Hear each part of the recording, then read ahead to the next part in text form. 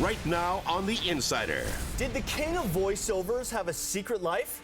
I'm Chris Jacobs with The Insider, and Lara Spencer has the inside scoop on Don LaFontaine's lifelong mission of giving. What can you tell us, Lara? Well, Chris, we all know that voiceover artist Don LaFontaine achieved legendary status long ago with thousands of movie trailers, commercials, and he was even the voice of The Insider.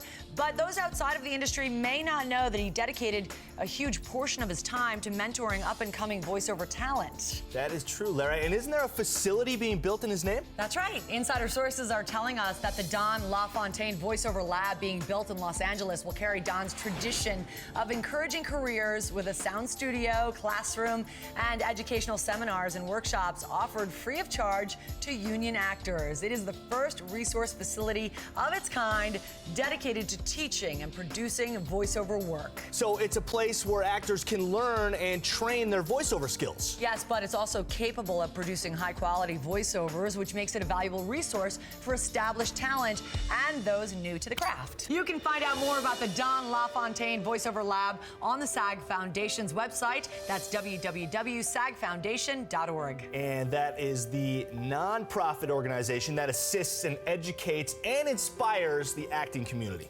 Right, and at no cost to the actors, which means funding for all of its services comes entirely from grants and donations. We are encouraging anyone who wants to keep this spirit of giving alive to make their tax-deductible donation to the Don LaFontaine Voiceover Lab at sagfoundation.org. Well, thank you very much for that information, Lara. Thank you, Chris. And by supporting this incredible new project, we can all thank Don.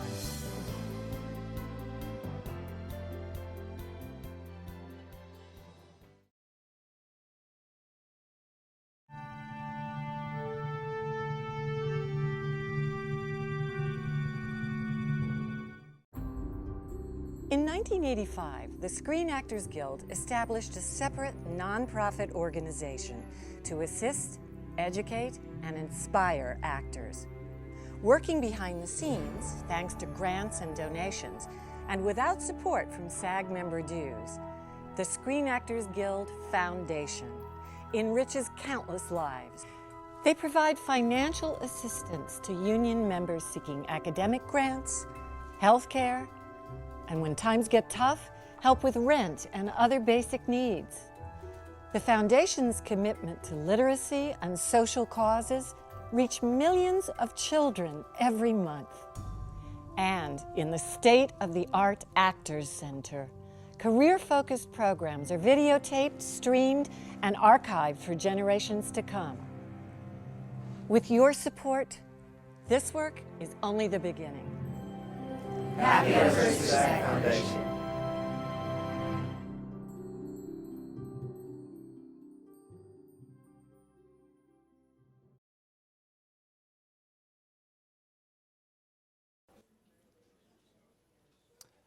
Good evening, ladies and gentlemen. My name is Simon Anthony Abou-Fadel, the program director for the Life Raft program at the SAG Foundation. I'd like to take a moment to welcome the members who are joining us on the internet Life Raft live stream this evening. Thank you for coming. A couple quick announcements and we'll get going. Big thanks to the SAG Foundation staff for all the work it's taken to put these live streams together.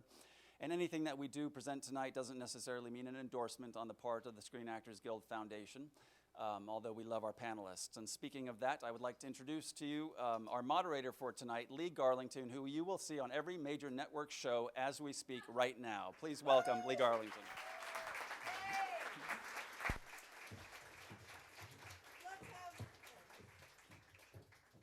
Let's have a big hand for me! Yay! All right. We have for you tonight, ladies and germs, such an impressive panel. I'm sitting there, I've known these people for 100 years. I didn't know half the stuff they've done. So I'm going to first bring out for you, now wait a second, I have to, she has to sit on, which way can't you turn your head? You have to be last. Okay, good. I'm going to call out first for you, she has a stiff neck, we have to be nice here.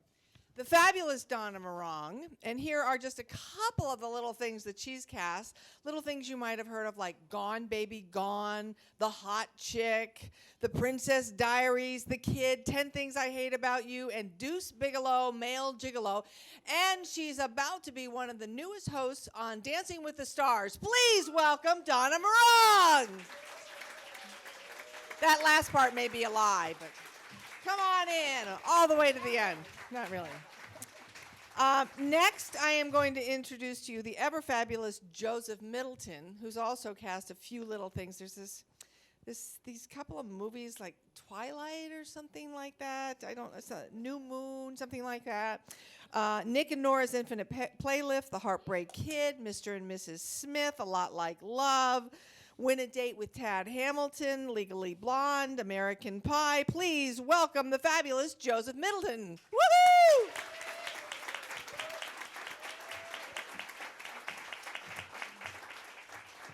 And he is about to be a judge on American Idol. It's so amazing we're getting all these judges in here tonight. And next, but certainly but not least, I want you to welcome the wonderful casting director of such small little films as Mean Girls, Freaky Friday, Insomnia, Spitfire Grill, Untamed Heart, Pretty in Pink, St. Elmo's Fire, Indiana Jones and the Temple of Doom, a couple of that, I'm not sure what they are, Blade Runner and E.T., Marci Liroff. Let's give her a big hand.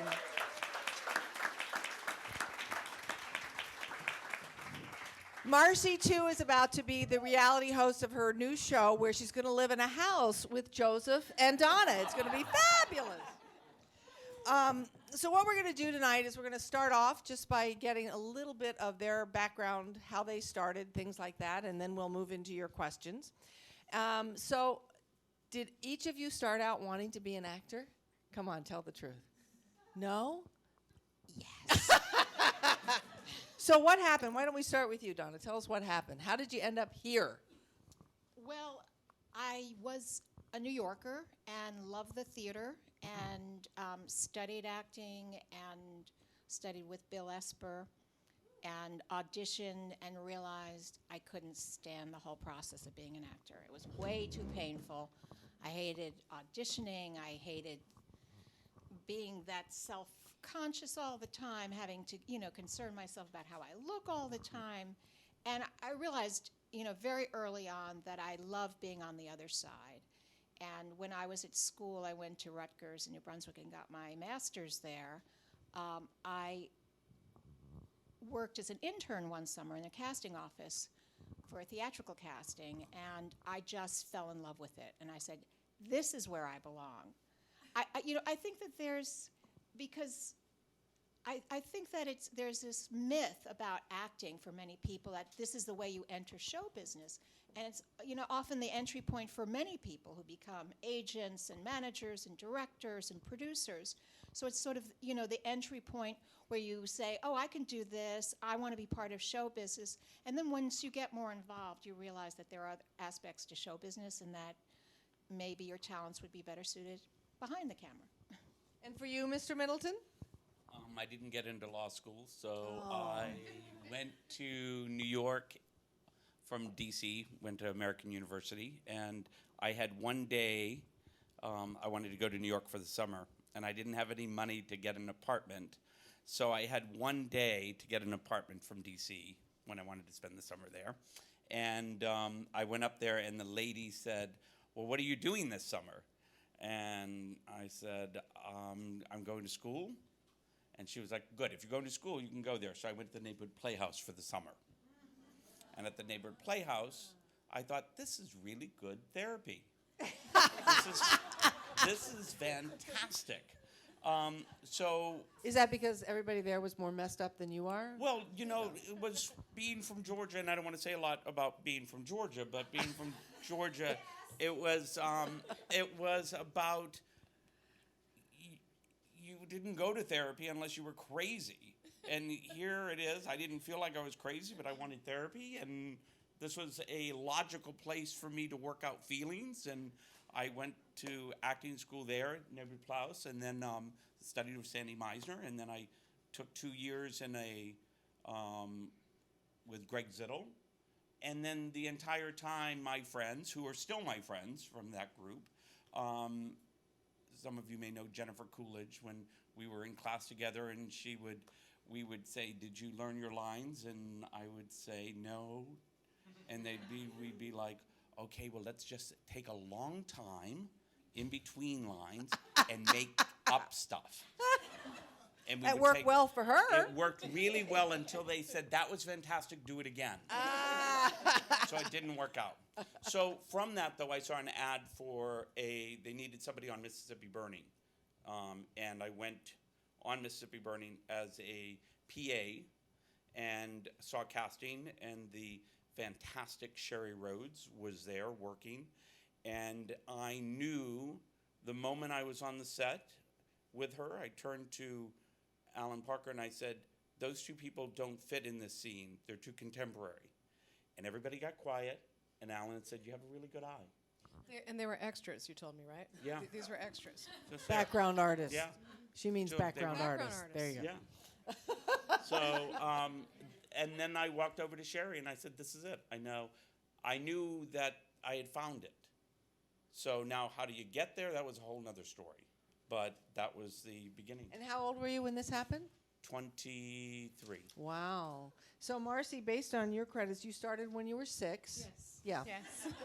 So you were very young. Well, I was very young. I got out of high school very young, and I was in college at 16, and I just went to college for a couple years. So I got out of college about 18, and I didn't grow up wanting to be a casting director. I had no idea what that even was, but I started kind of bopping around to different jobs in Hollywood and getting a background in Hollywood. My first job was working for a film distribution company, and this was a company that did blaxploitation films. They distributed blaxploitation, and for those of you who are too young to know what that is, it was a genre of films, very kitschy. I don't even know how to describe blaxploitation, but they were like pretty cheesy films with African American actors, but some very famous ones like Dolomite, Dr. Black, Mr. Hyde, just really cheesy movies. So from working there, I learned about film distribution. And then I started working at ICM, the talent agency, as an assistant to one of the agents there. And that I found to be the best college that I could possibly get of the business. And I figured out inside of a week that I had no designs on being an agent. It just was not in me at all. But through there, I met casting directors, and I figured out what that was. And I said, I want to be over there. I want to be on that side. And so after working at ICM for about a year and a half, I met these great casting directors, Mike Fenton and Jane Feinberg. And it was back in the day. You may have heard of them. They've cast done a few little things important too. movies. Yeah. And it was really back in the day when there were probably 10 or 15 casting companies across the country. It was very different than it is now. Now there's about 300 casting directors in Los Angeles alone. But back then, there were about 10 or 15 major offices across the country, and they were one of them. So I came there at a time when they were very busy and were doing lots of major films, and so I used that as school. And they were great teachers, and they taught me a lot. There were constantly tons of actors coming in there. And I hired UCLA and USC interns to answer the phones and get me off the front desk and get me into the room so that I was there for the auditions. And then I just made myself indispensable, and I just started giving them lists and covering the projects. And I would say it fell into my lap, but it really didn't, because they threw me the ball and I was able to catch it. You know what I mean? You have to be ready when that opportunity finally does come along. And I was ready. And I was there at a great time. Do you think part of your readiness was you were actually, for all three of you, you were really learning who actors were? You were getting like a mental repertoire of who the players were for these kind of roles, these kind of roles, these kind of roles? Well, I didn't realize it, but I have been doing that really all my life, because I've always been a huge theater fan and watched tons of television as a kid and movies. And so I had really been doing that for most of my life, and especially working at this company where we were doing so many films and we had such an influx of actors coming in all the time, that I learned a lot. And I realized I had a knack for it. How long were you with them before you went out on your own? I was there for 5 years. 5 years, and then you went out And completely then on I your was own? offered the film Footloose. It came to me, and I brought it into the company and realized I could do this on my own. So I took off, and I've been Gypsy casting director ever since. Did you both have mentors also starting out? Oh, absolutely. A number. Meg Simon and Fran Cumin did theatrical casting in New York. I was their associate. And I would say also here, Joanna Ray and Marcia Ross. Marcia. Yeah, important mentors for me. And Joseph? I worked and began with one lady, Sherry Rhodes, and was her assistant, her associate, her partner, and a good friend. So I owe everything to her. I never worked for anyone else. Is she still? She passed away last That's year. what I thought. Yeah. Yeah. Okay. So now, So, do you thank all? I mean, I think of like the Ulrich Dawson Kritzer, which is sort of more in the school of the Mike. When I think of Mike Fenton and Jane back then, but now it seems more like most casting directors I know don't partner as much. It seems it's more like people are on their own. Have you guys had associates or partners, or how have you mostly done it? I was at a studio for 15 years, so it was different because part of, a whole group, and there was Marcia Ross and Gail Goldberg. And prior to that, I worked in small companies, but I think it depends because I certainly know casting directors like Bernie Telsey has a big staff. Deb Aquila has a big staff. So not necessarily. But Deb has like a lot of people, but she still has that mom and pop feel about her. I mean, it's still like everybody's sort of together and. Casting it's not like, making widgets or, it is about taste and it's about your eye, and it's a very individual thing. So you are hired as a person, and you are hired, for your taste and for your diplomacy and, for many of your skills. So it's not something that you can sort of say, well, my company does this generally. But I think, successful people like Bernie Telsey and Deb Aquila have attracted other really strong, talented casting directors to work with them. So one of the things we say here for us actors is sort of the job in Hollywood is to get the job. I always feel like you guys are very similar to us in that. I mean, I know you were at the network, but you kind of have to go from job studio. Sorry. You sort of have to go from job to job like we do. So I don't think people even realize that we have to go and audition for the job just like you do. We have to go in there and do the lap dance or whatever you want to call it.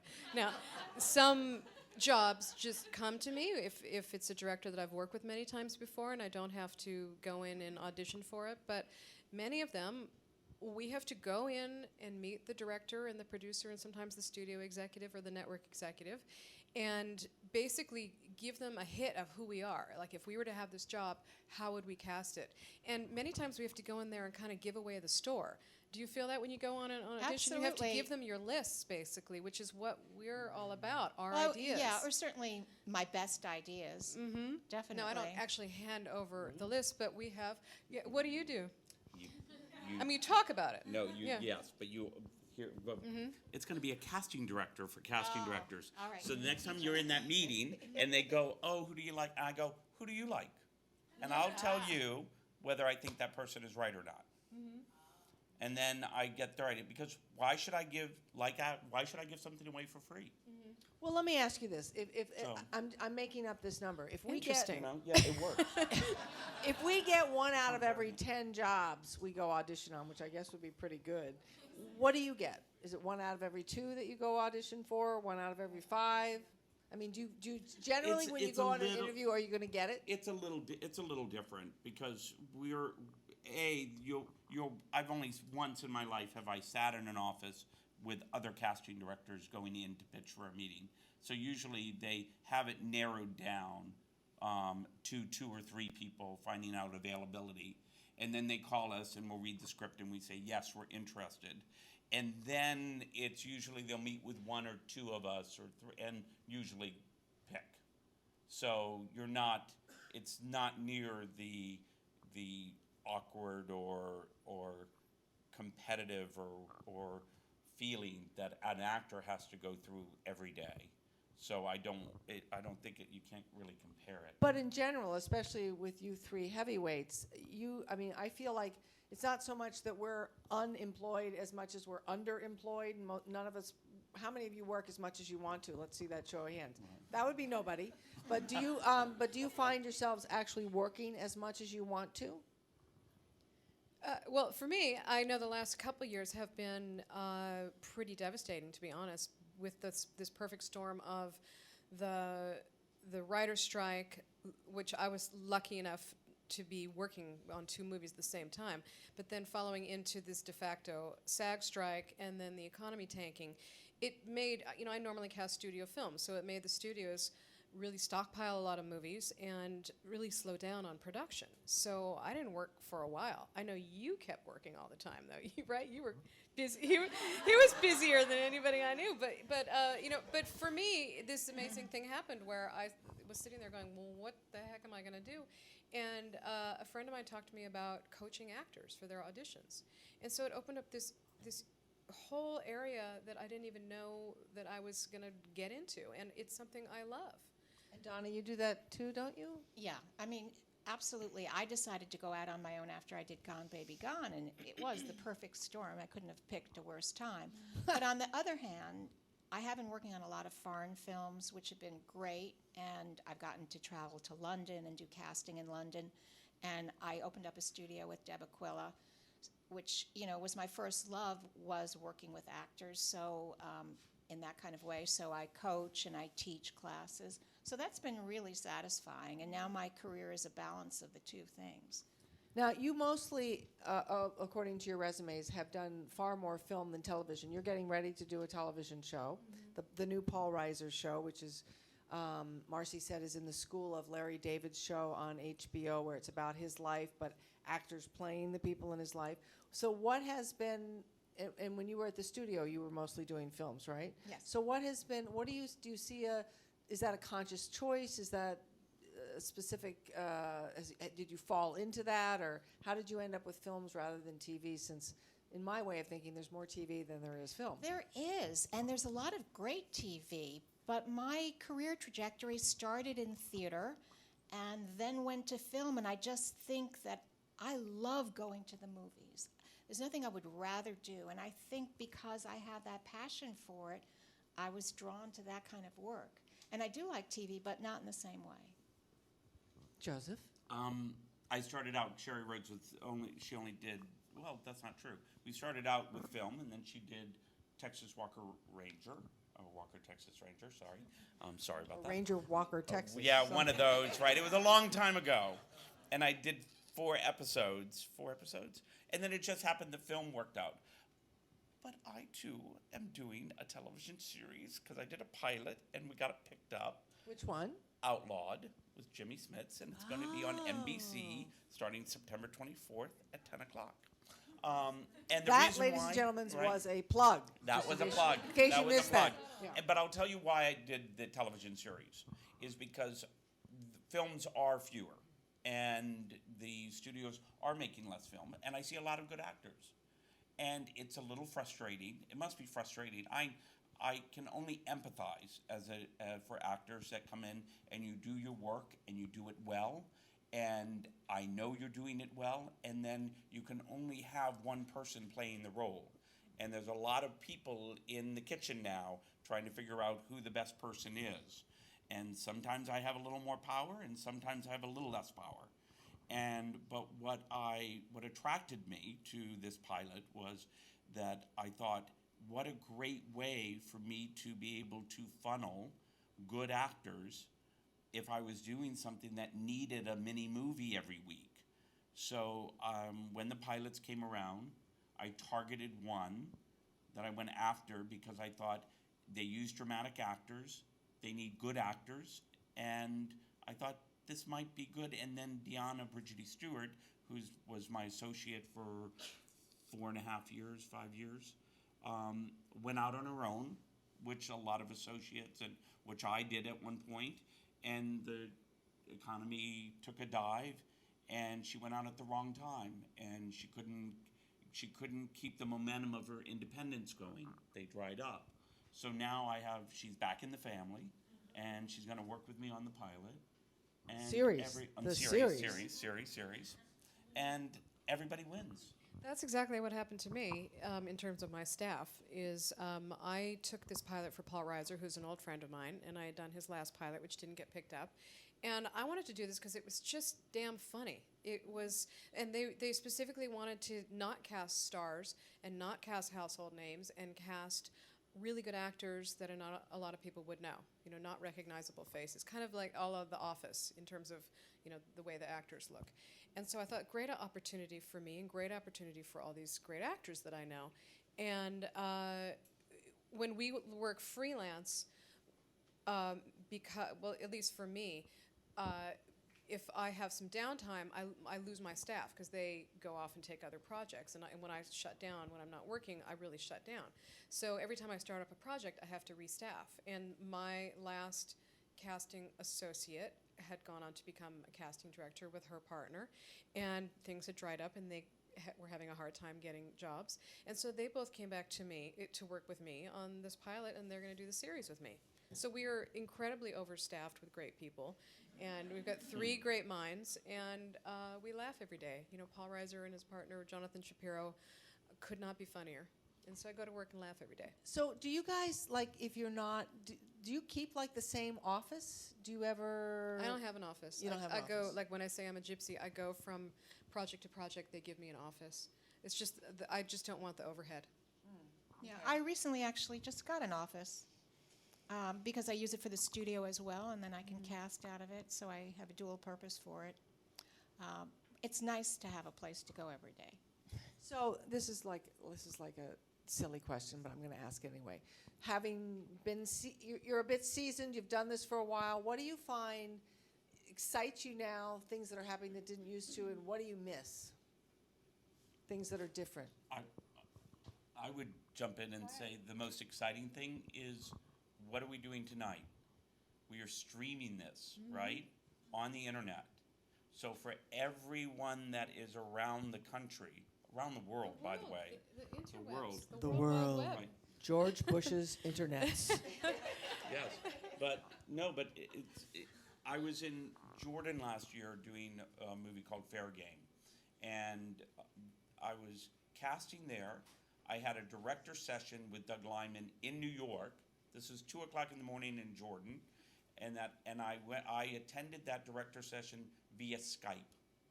They put the camera in, they put the video in, I was there. So when you audition and you can audition somebody and have that turn around, it opens up the world to people so that not everyone has to come to LA. And that not everyone in LA, because I don't teach in LA, so sometimes if you don't have an agent, it's hard to get to see me.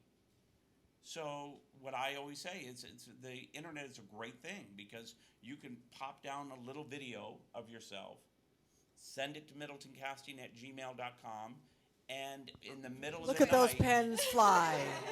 right? But in the middle of that, I look at them and we keep them. And sometimes we have interns that put them in different categories. And when I'm looking for something that doesn't need a name, I go to that actor list.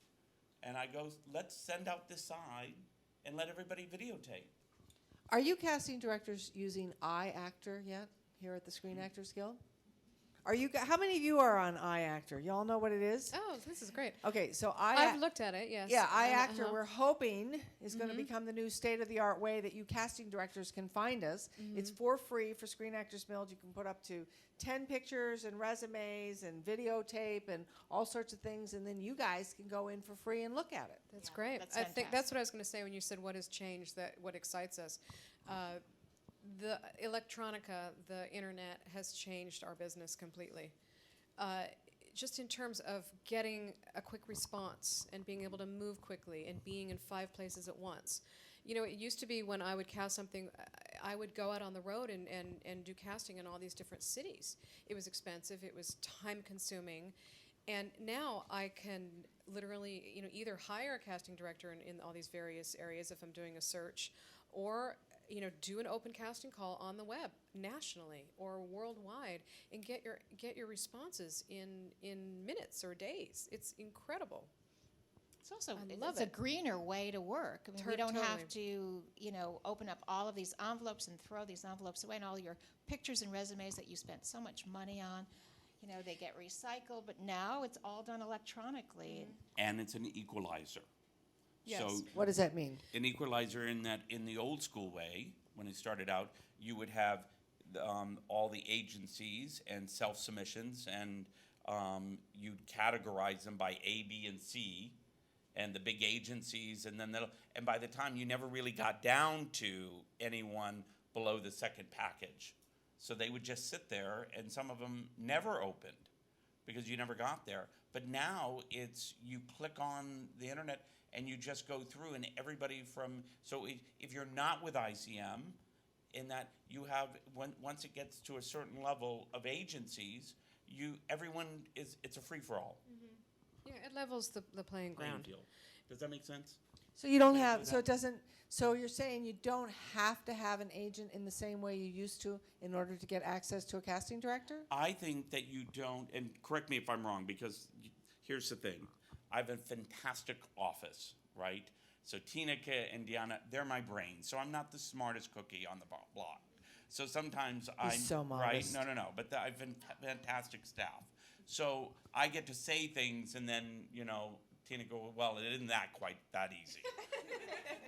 But Yes, I it will is. tell you. But I will say that for me, that when I'm looking for a role, and it's not the one of the top 5 agencies, and not the, let's say it's not the Paul Coners or the Paradigms, right? So right under that, I don't want to name names because then I'll get in trouble, but there's a level under that those are all become equal. So you can have a tiny agency and have the same chance of being seen as someone a little bit bigger.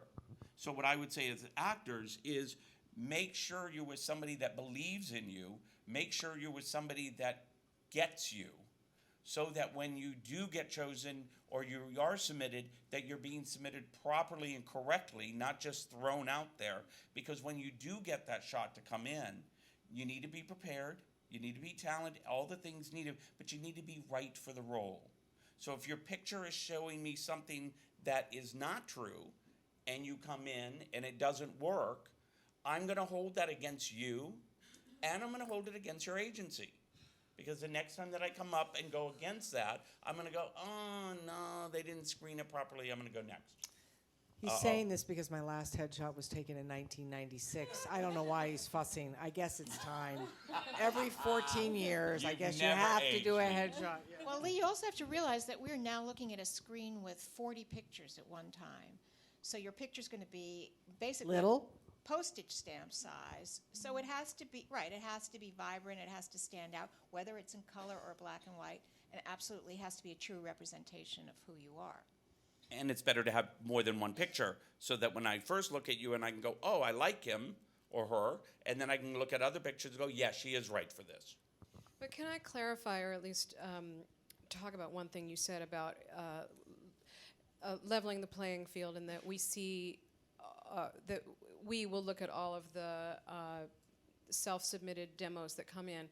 If we're casting something and it shoots in Los Angeles and it's a day player, and you're sending me, you're self-submitting yourself from Kansas City, for instance, we can't afford to bring you in for this part.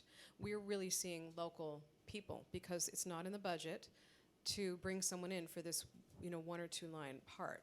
So, yes, we do see, when we're doing a search and we're looking for someone to fill a major part, yes, we see people all over the country, but we can't really bring in people from out of state or out of the area for a small part. Does that make sense? My thesis has always been that the way casting directors used to work, and maybe still do, is that when you get a movie, a film, and you know in your head who you would cast for those roles, and you're going to bring your producer all the people you think are right, and you're not necessarily, because you have an encyclopedia of actors in your head as it is, and you're not necessarily going to go to the other people that you don't know unless enough of those are rejected. Is that correct? That then you're going to go down to the next level of people? It so depends on the role that you're casting and the requirements of the role. Because if you're looking for someone with a special skill, whether it's speaking Portuguese or being able to tap dance, you're going to look deeper than if you're looking for someone who is a great actor with a certain quality. When you're looking at leading actors, yeah, it's a pretty small group of people, but that next level and the level beyond that, I do think for film casting anyway, you can, cast a wide net at that point. Now, one of the questions that always comes up when I do these is there ever a manager or an agent that you despise and detest so much that you won't see their clients? Does that ever Absolutely. happen for you? Yeah? Yeah, of course. We're in a human business. Oh, I know. We're not supposed to tell the truth. Yes. And yes, because we are human. And do I need to call that person when there are so many other people in town? So I want to be respectful to you. Please be respectful to me. And if we get in a disagreement, let's work it out. Sometimes, not all, and very few, and I can count them, we've had battles. And when that With an agent. With an agent, right? Agent or manager, right? Or actor. I've had an actor that just went ballistic on me not that long ago.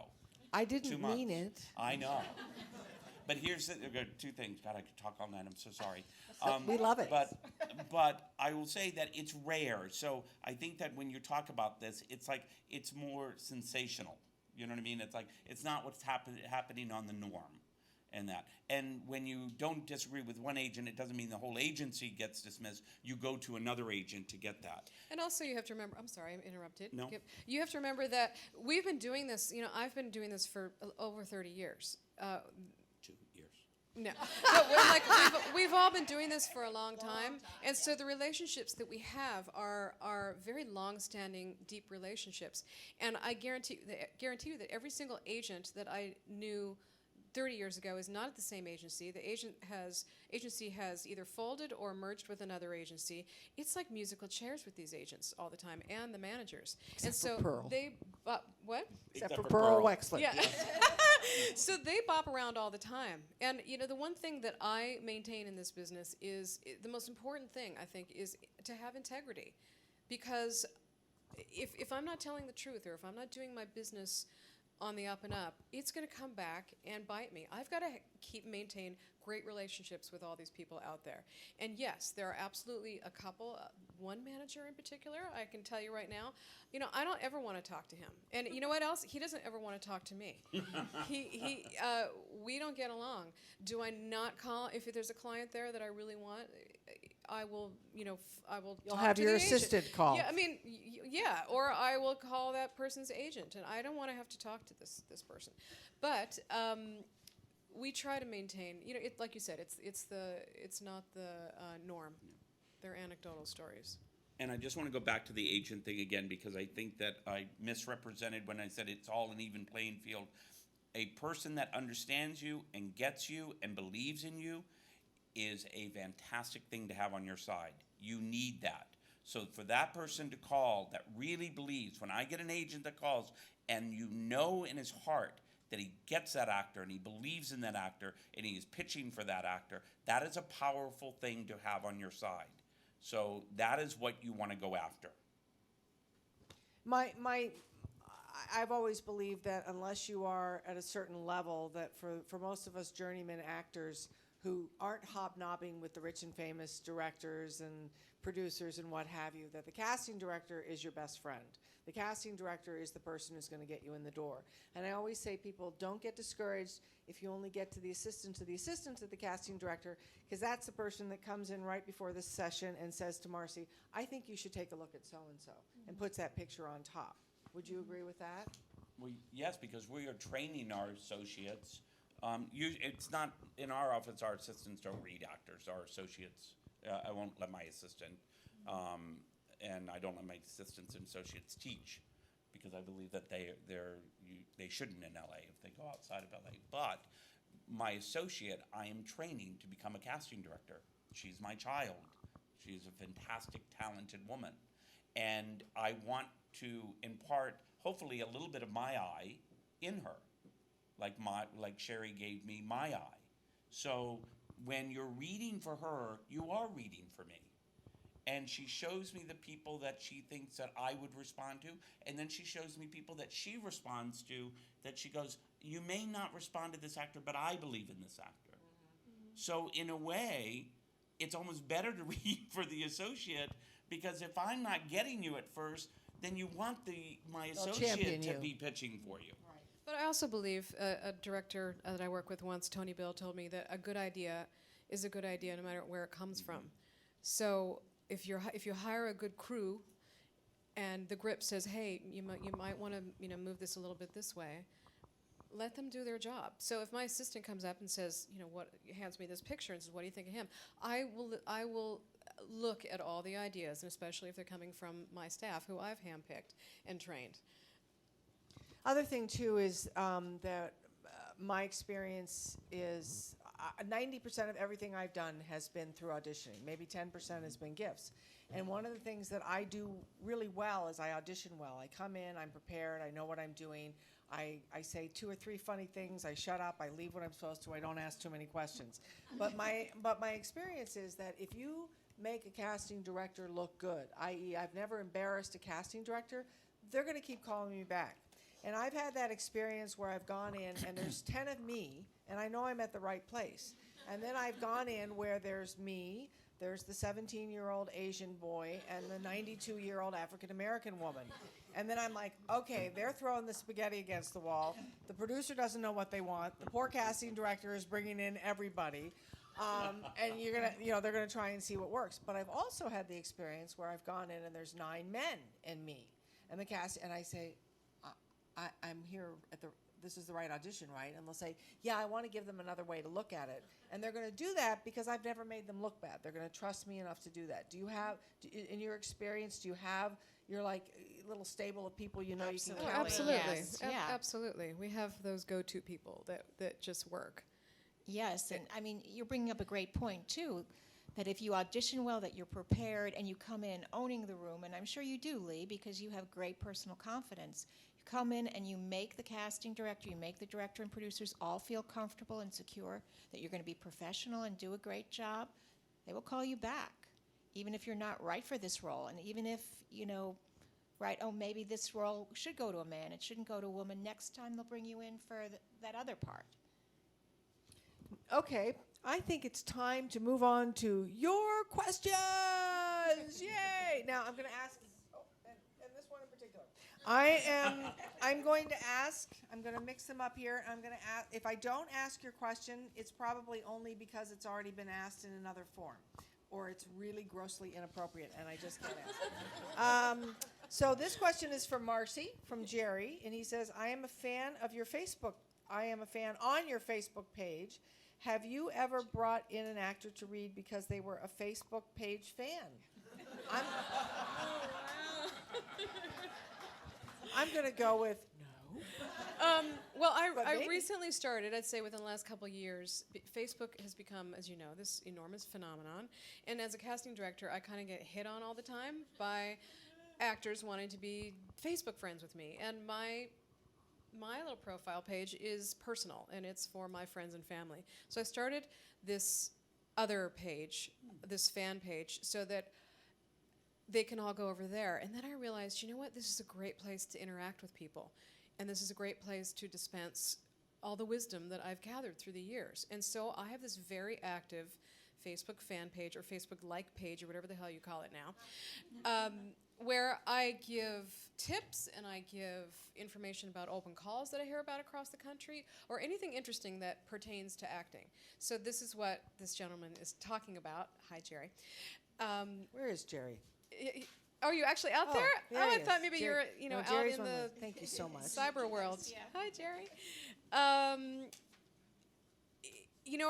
I usually call in actors that I know, or an agent submits to me, or I've seen something that you've done that is right for the film. So if you have, in fact, submitted yourself for something that I was doing that you're right for, then I would bring you in, but not just because you're a Facebook fan. Well, Jerry But you'll probably hear about what I'm casting through, being on the fan page. Jerry has 2 other quick questions that I'm just going to ask because they're all good. What intrigued you about a headshot? Do you have a preference for studio lighting or natural lighting? dark, black and white color? Does any of that stuff matter anymore? I like natural lighting, but that's just me. And You I want it like to black look- and white. Yeah. I do too, but it certainly isn't the norm anymore. No, not at Yeah. all. That's why I like it. I We're think so it really old school. stands out. Yeah. It was in 1996. I'm just saying. Do you guys still use the players directory? I have not for several years. And I Really? used to buy them every, quarter or however often they would come out. But now No. everything's online. I don't Yeah. keep actor files. It's all in my database on the computer. Because things change so often. I mean, I used to just cart around all these files. You can't do that anymore. Here's a question from Steven. How do we keep in touch with you about what we are doing? Do you guys like the whole postcard thing? Does that happen anymore? Do you go see plays? What's your thing? I do like postcards. I think postcards are very perfectly appropriate way to keep in touch, as long as you have something to say. If you're doing a play, Yeah. if you're going to be on an episode, and then I do try to watch it. I TiVo it, so I actually appreciate that. I mean, I can't always. It's impossible to cover everything, and I am a one-person operation right now. But I do. I appreciate that, and also, I make a little mental note. Oh, that guy was, they were just on House, and I really like House. So even if I can't watch that particular episode, I'll file that away. I think there's many ways for you guys to spend money. It seems like everywhere, especially on with the internet, there are all these sites that you can register with to have your pictures and resume and your demo. And there's so many places where you can just blow a lot of money. So I think you need to be smart about where you're spending that money. And like Donna was saying, send us a notification if you have something to say, if you're doing something, or if we're doing something that you're right for.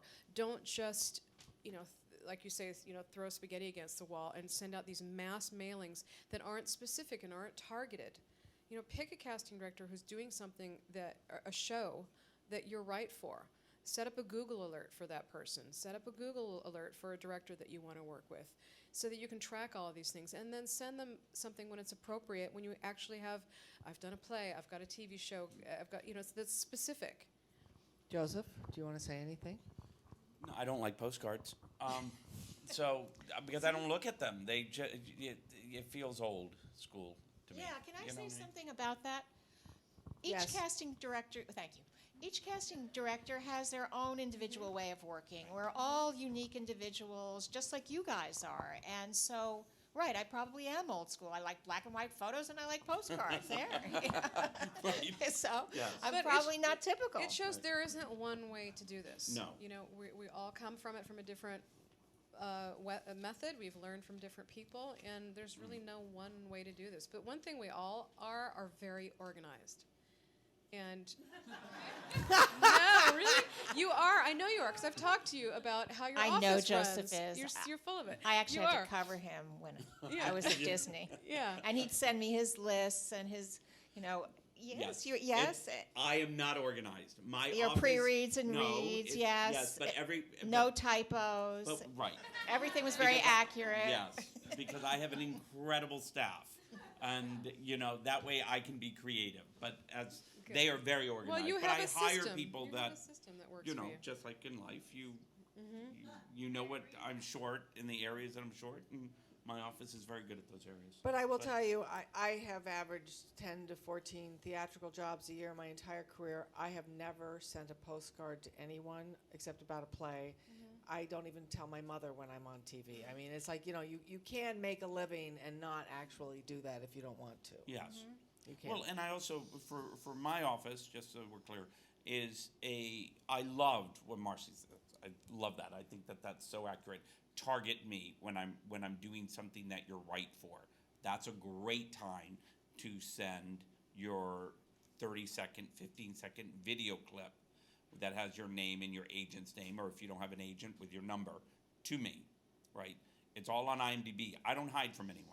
Well, are all casting directors listed like you just gave your address, send it to Joseph Middleton at No, Gmail? I am, though. Okay. I am. Yeah, so I think some people are and some people Marci's aren't. more elusive. So that No, we- I'm not. I'm actually No. more available than. I mean, we used to be very elusive and exclusive, and I've put myself out there more than anybody I know in the last couple of years. I mean, I'm But is it very the thing- available. Does it work for each of you? The squeaky wheel gets the whatever the hell he gets. Thank you. When people come after you, But or is here's it the better? thing. No, there's a way to do it.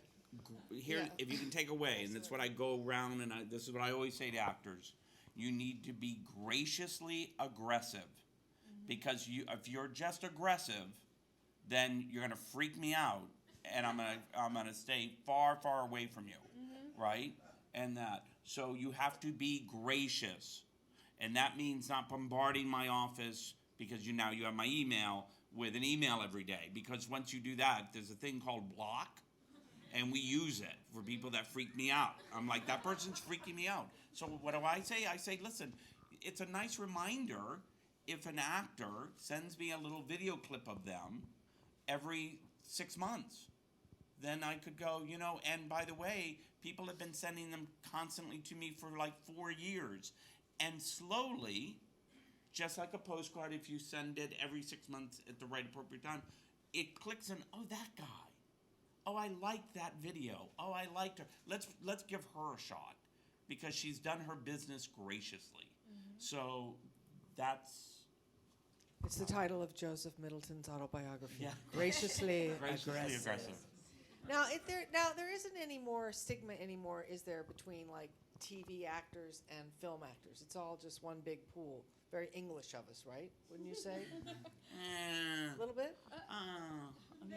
Yeah, I mean, look at all the don't film know. actors that are doing TV shows these days. But I have And directors look at- always saying that it's like, oh, she's so overexposed. She's on television all the time. She's too TV. Yeah. It depends I've on the heard role. that also. but Yeah, I mean, It depends on the role. But it's depends not on coming the from film you. you're doing. It's coming from the people you're working for. Is what you're saying. Absolutely. well, sometimes it comes from me. All right, just checking. Yeah. All right. I think it so depends on the role and the Yeah. project. It's really, each situation is different. If the work is work, if you can get work on TV, take it. Oh, yeah. I'm not sure what the point of the question is. Well, you know what the point of the question is? Here. My question. Oh, I'm yeah. the No, you know what host. it is? I can ask. Here's the thing. If I don't like you on TV, then I'm going to probably say, oh, she's overexposed on TV. But if I like you as an actor, then I don't care where I see you. Right? Okay, There good. we go. Right. Here's one from Felicia. How would you advise an actor that can work as a local hire on a project that is being cast in another state? Is it advantageous to be available as local hire? Okay, I'm a great person to take this because I All just right. did this.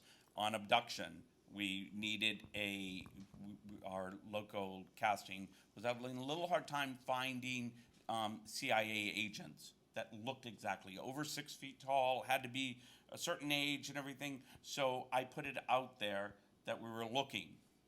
But what I didn't know was that unless you're willing to move there and live there, then you really can't work there. But what if you SAG have like a because mother or a sister who lives there? And You can have use to their have an address? address there Right. like this.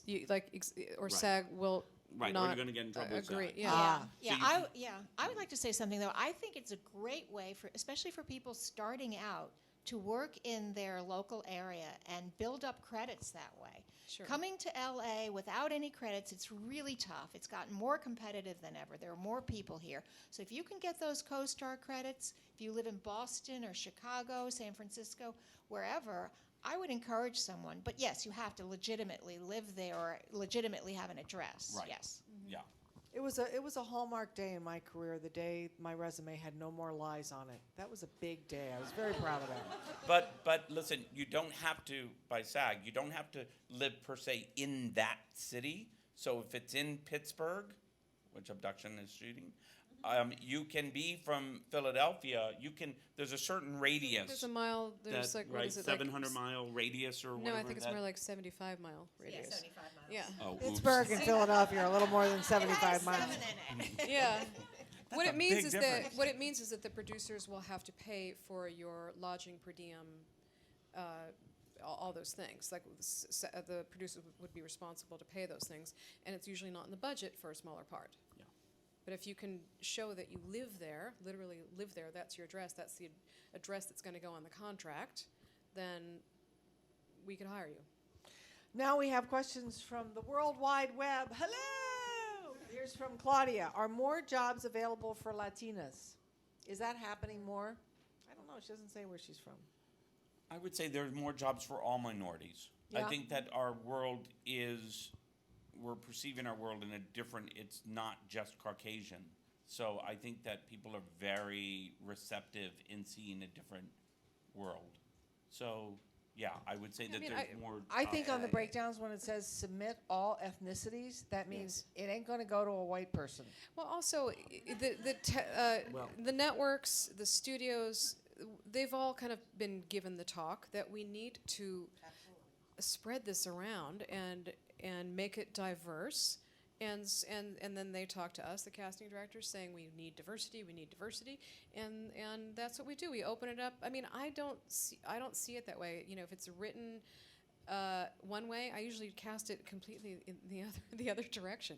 I like casting off type and completely changing it up. We have David Wetzel from Cincinnati wants to know who are some of the best acting coaches in LA. Well, I think they're obviously on the panel. And what are some of the best classes / workshops to attend? Do you guys make recommendations? I think it would be difficult for us to name names. I don't know if that's really the right thing in this forum, to be honest, because I don't want to really plug anyone. Sorry, David. But here's we the call thing. me This is later, what I I'll would tell say you. to David. But That's what I would can- say to David. Finish. Oh, sorry. But yeah, what I was going to say though is there is this proliferation of workshops out there and casting director workshops, which are taught many times by associates and by assistants. And there's been a law that's been put in place recently called AB 1319, where the workshop studios and the casting directors have to comply with the rules. And they're too long to go into right now, but what I would ask you guys as actors to do is to really police the workshop places and check out the credits on these people that are saying they cast so-and-so. And really, you know, IMDb is a great place to really do your research. And I'm seeing all these ads for these casting director workshops that are taught by the associate. And it says, and the associate casts this movie and this TV show and that, and they're not. They're the associate or they're the assistant. Like, really, really do your research. Find out exactly who it is that is teaching these classes. Ask your friends that have taken classes from these people or from these studios. You know, start a power group, start a forum where you can ask all your friends and do research that way. You're just plunking down a lot of money. And a lot of people think that these workshops are training, which I do not believe that they are. And it's their way to meet casting directors. To pay for it. I will add to that I mean, this is a town full of people who say, give me your money, I'll help your career. And just assuming most of you are not trust fund babies, I'm going to take a wild stab, you have to make decisions about how, you know, you put on your business owner hat and decide, you know, where do I best want to spend my money? But I will tell you, if Juliet Taylor was coming out here from New York, who I don't know, and was going to charge me $500 to buff her shoe for 15 minutes, I'd probably do it because A, I know exactly who she is, B, I would love to meet her, and C, I have the money. So it's a matter of where can you best spend your funds and your time. But I'll also say that I got a call from a girlfriend on the East Coast, and she was like, why didn't you tell me that you're going to be in D.C., Joseph? And I was like, what? And on the radio, my name was used, saying that there was that I was going to be visiting the town, and I was open for actors. And you knew nothing about this? And Nothing, knew nothing a about workshop? it. So yeah, well, or I don't know all the details because we left it in other people's hands. We called and That's and found wild. out. Yeah, so wherever you are, I think that just because someone says they're going to be somewhere, you need to double check that. So fortunately it was taken care of and it didn't happen again, but so far that I know. But Also, if you're a member of the Casting Society of America, which I believe the three of us are, Yes. we've been told that we should not participate in these casting workshops. Yes, and wait, I'm on the board. Let's And that's clarify not that. true. Wait. No. No, that we You- have to comply with You the have to guidelines. Yes. okay. But, I mean, what I'm and I sorry. have to tell you, what the new guidelines have done, essentially, is really upped the game in terms of it's not going to be this wham bam, thank you ma'am, come in and pay for an audition. You'll get some lame redirection and hear our pet peeves about, don't touch my stapler, and you'll go home. This is what it's going to really make the casting directors and the associates that are doing it is going to make them actually have a class lesson and actually teach, if they're capable of that. If they're not, then they're going to not be doing it anymore. But that's in the state of California. Yeah, by the way, this So, is only right, the this law is of the only state the of state of California. You cannot collect pictures and resumes, but it's not an opportunity for casting associates and also casting directors to have you come in and read and collect your pictures and resumes, giving you the false hope that they're going to hire you. Right. Because that is against the law to do Right. that. Exactly. Right. It's not a job audition. All right, we have one last question from Tara from Berkeley, California. I think we answered it, but just in case you have anything else to say, do you three have files filled with your go-to actors in certain categories, or do you always go to agents, managers to see new or newer faces for non-star roles? I think you basically answered Well, that. for me, it's a combination of both. I don't have actual physical files. I have a database. And when I go to cast something, I start off with my list, which is kind of my wish list of who I'd like to cast. And then I put the word out to the community, to the agents and managers, because I want to hear their ideas, because I can't think of everyone. And sometimes they'll come up with some great ideas. That's what these relationships are about that I've had for years. And then if we need to look further, then we can put the word out and look in the community. I just cast this Paul Reiser series. We were looking for the role of his son, who is in a wheelchair, who uses a wheelchair. And I quickly went through the acting community of kids. There was a small community, and we read those. And then I did this huge campaign on Twitter and on my Facebook fan page and used social media to put the word out to all the organizations nationally. And we had 40 little boys self-tape themselves. So Who were in wheelchairs. Who use a wheelchair. Wow. So there's so many different ways to attack this when we do a search. Well, this is such a beautiful segue to Patricia's question, which is, I am noticing a lot of projects are asking us, the actors, to put ourselves on tape for auditions. What are your thoughts on that? We love it. Yes, and I mean it's becoming common practice, and it's a great equalizer, and it's saves time, and it's much more efficient. But learn how to do it well. Learn how to do it well. I did a big instructional note on my Facebook fan page that can tell you how to do it well in terms of lighting and sound, and do it professionally. It doesn't mean that we want to see a homemade tape that sucks. Your lighting has to be good, your sound has to be great, you need to test it. We want I usually say tits up. It should focus from here first to a body shot, and then it should focus from here up. And one of the most important things that I see all the time is the eye line is usually wrong. People are usually reading to somebody off in Chicago. When they should be reading, this is the camera, you should put your reader right next to the camera and read to, that's the person that you're reading to.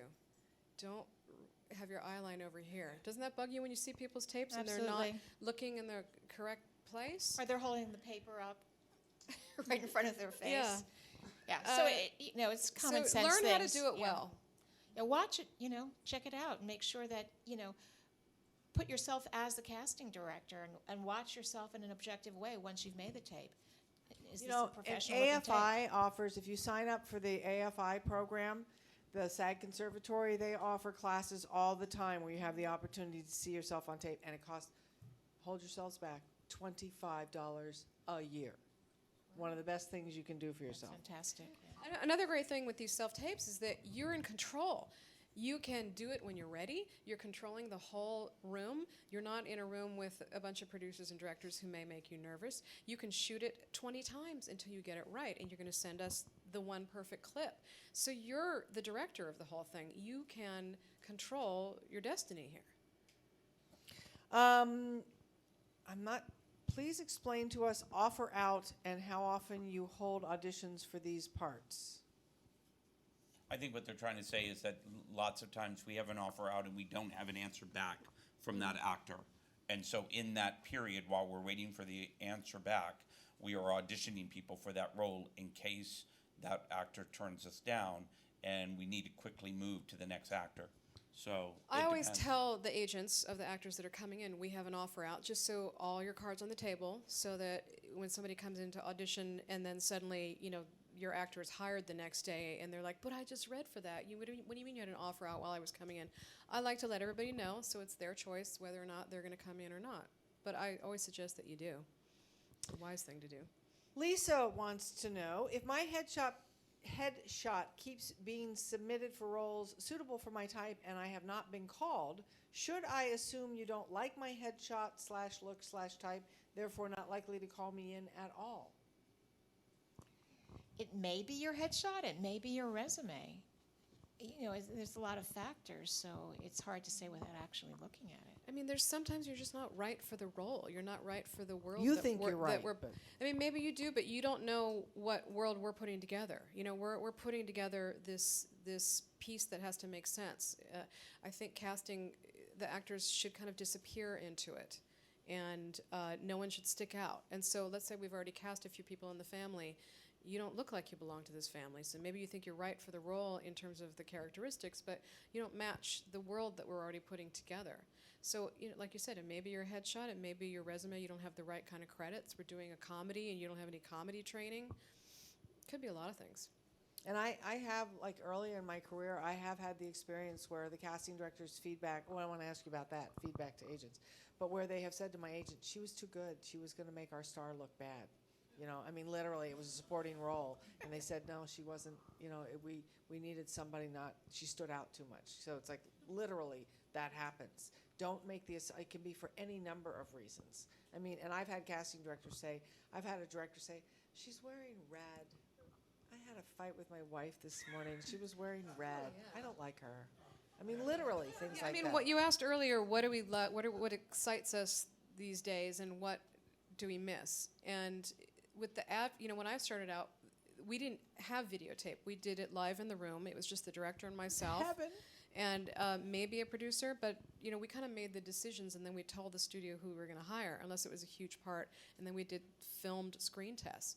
But what I miss is that it was this small group of people that made the decision. Now that we have videotape or DVDs, or the audition is filmed and it's on the website so that everybody can see it, I'll have people come in. The producer will come in on Monday and say, well, my son didn't like the way her eye, her lip curled, or like everyone and their dog has a piece of this decision, and they listen to them.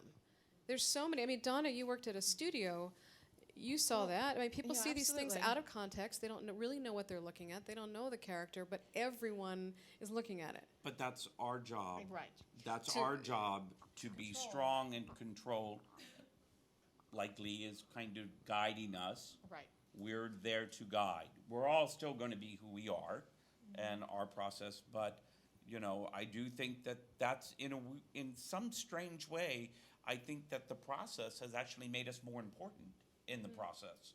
So what this throwing it out there and having be part of a team and being the captain of that portion of the team now has made people aware of what we do and the value of what we do and how hard it is to try to. It's not an easy job, and we love what I do. It's a lot of work to get it right, and people are judging it constantly. So it's, I often think that from the other side, it seems like, why are you blocking me? Why can't you give me the opportunity? Why, and I'm like, because my job is at stake too. So I can only go for the very best. And each little choice I make is going to be a part of that. So makes me very kind of cautious to not really believe in every line that every person says. So if you have one line in the movie, I'm looking at that going, is that moving the movie forward? Everything has to be sacrificed for the betterment of the movie. It's not personal. But I would also say at least 50% of the time, there's not somebody in the room anymore who has anything to do with the film besides the casting director. It's the casting director, and if you're lucky, a separate person running the camera. Yeah. And I would say 90% of the time, even if there are producers or directors in the room, the person who's going to make the ultimate decision is not in the room anymore. You are really, truly acting for the camera these days, wouldn't you say? Absolutely. Yes. So you're really right. I mean, it's fabulous that AFI offers that kind of guidance, because you as an actor really do have to direct yourself and understand how you work in front of a camera, because it's critical to your career right now. Now, you know, I work with actors. I do the orientation for the new members of the Screen Actors Guild, and we all have, some people don't like the prep or they love the prep. Some people like or don't like the audition. For me, the hardest part is after the audition, you know. And I have always told people this is the town of the quick yes and the slow no. If you have the part, you pretty much know it before you get home. If you don't have the part, they might drag you around for a week saying, we have a pin in Lee, she's on Watch and Advise, she might get it. You know, that thing can go on forever. What is from your end, you know, because oftentimes when you feel like you've just gone in and you've nailed it, you've done the best audition of your life and you want feedback, you know, after 1,000 years of doing this now, my reaction is, well, I didn't get it, that's the feedback. But what do you do with the agents who are calling you and saying, tell me? How do you deal with it? Yeah, I mean, if I have the time and I have the relationship with the agent, I try to give feedback, but generally I'm so busy I don't have the time to give feedback, right? And as Marcia Ross used to say, the feedback is you didn't get a call back. Exactly. I'm the same way. We're once we finish the session, we then have to return 100 phone calls. We then have to prep the next session. We're then negotiating deals. There's so many things that we're doing at once. I love to give feedback if I have the time. And if I'm talking to an agent about something and he's like, how was so-and-so the other day? You know, I will give helpful feedback. If somebody does something really wrong or destructive, I will definitely call the agent and say, you know, what the hell was going on? Because I know their work and I've seen them so many times, and they came in and were they having a bad day or what's going on with them, and I will definitely report back if someone is really kind of going off the rails. I think it's helpful. Because this is a field where many are called and few are chosen, and you have the choicest trees in the world from which to pluck your apples, is it the kind of thing where as an actor, if you screw up once, that's it? Or can you screw up a couple of times and you'll still call them back? A couple of times? Once, okay. If you come in unprepared for me, I get really, really upset, because I take great pains to give you the audition as far in advance as possible so that you have time to prepare. On the projects that I'm working on, the script is available. I always make the script available to you unless it's a top secret script that no one's getting. I expect that you've read the script when you come in. If I ask, so what did you think of the script? And they go, oh, I just got the sides, or oh, I didn't read it. That is so disrespectful to me, to the director, to the writer, to you. It's like a giant waste of time.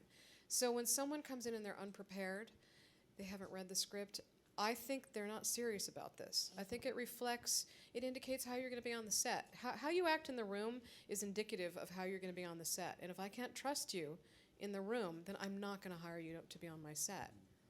It's too dangerous.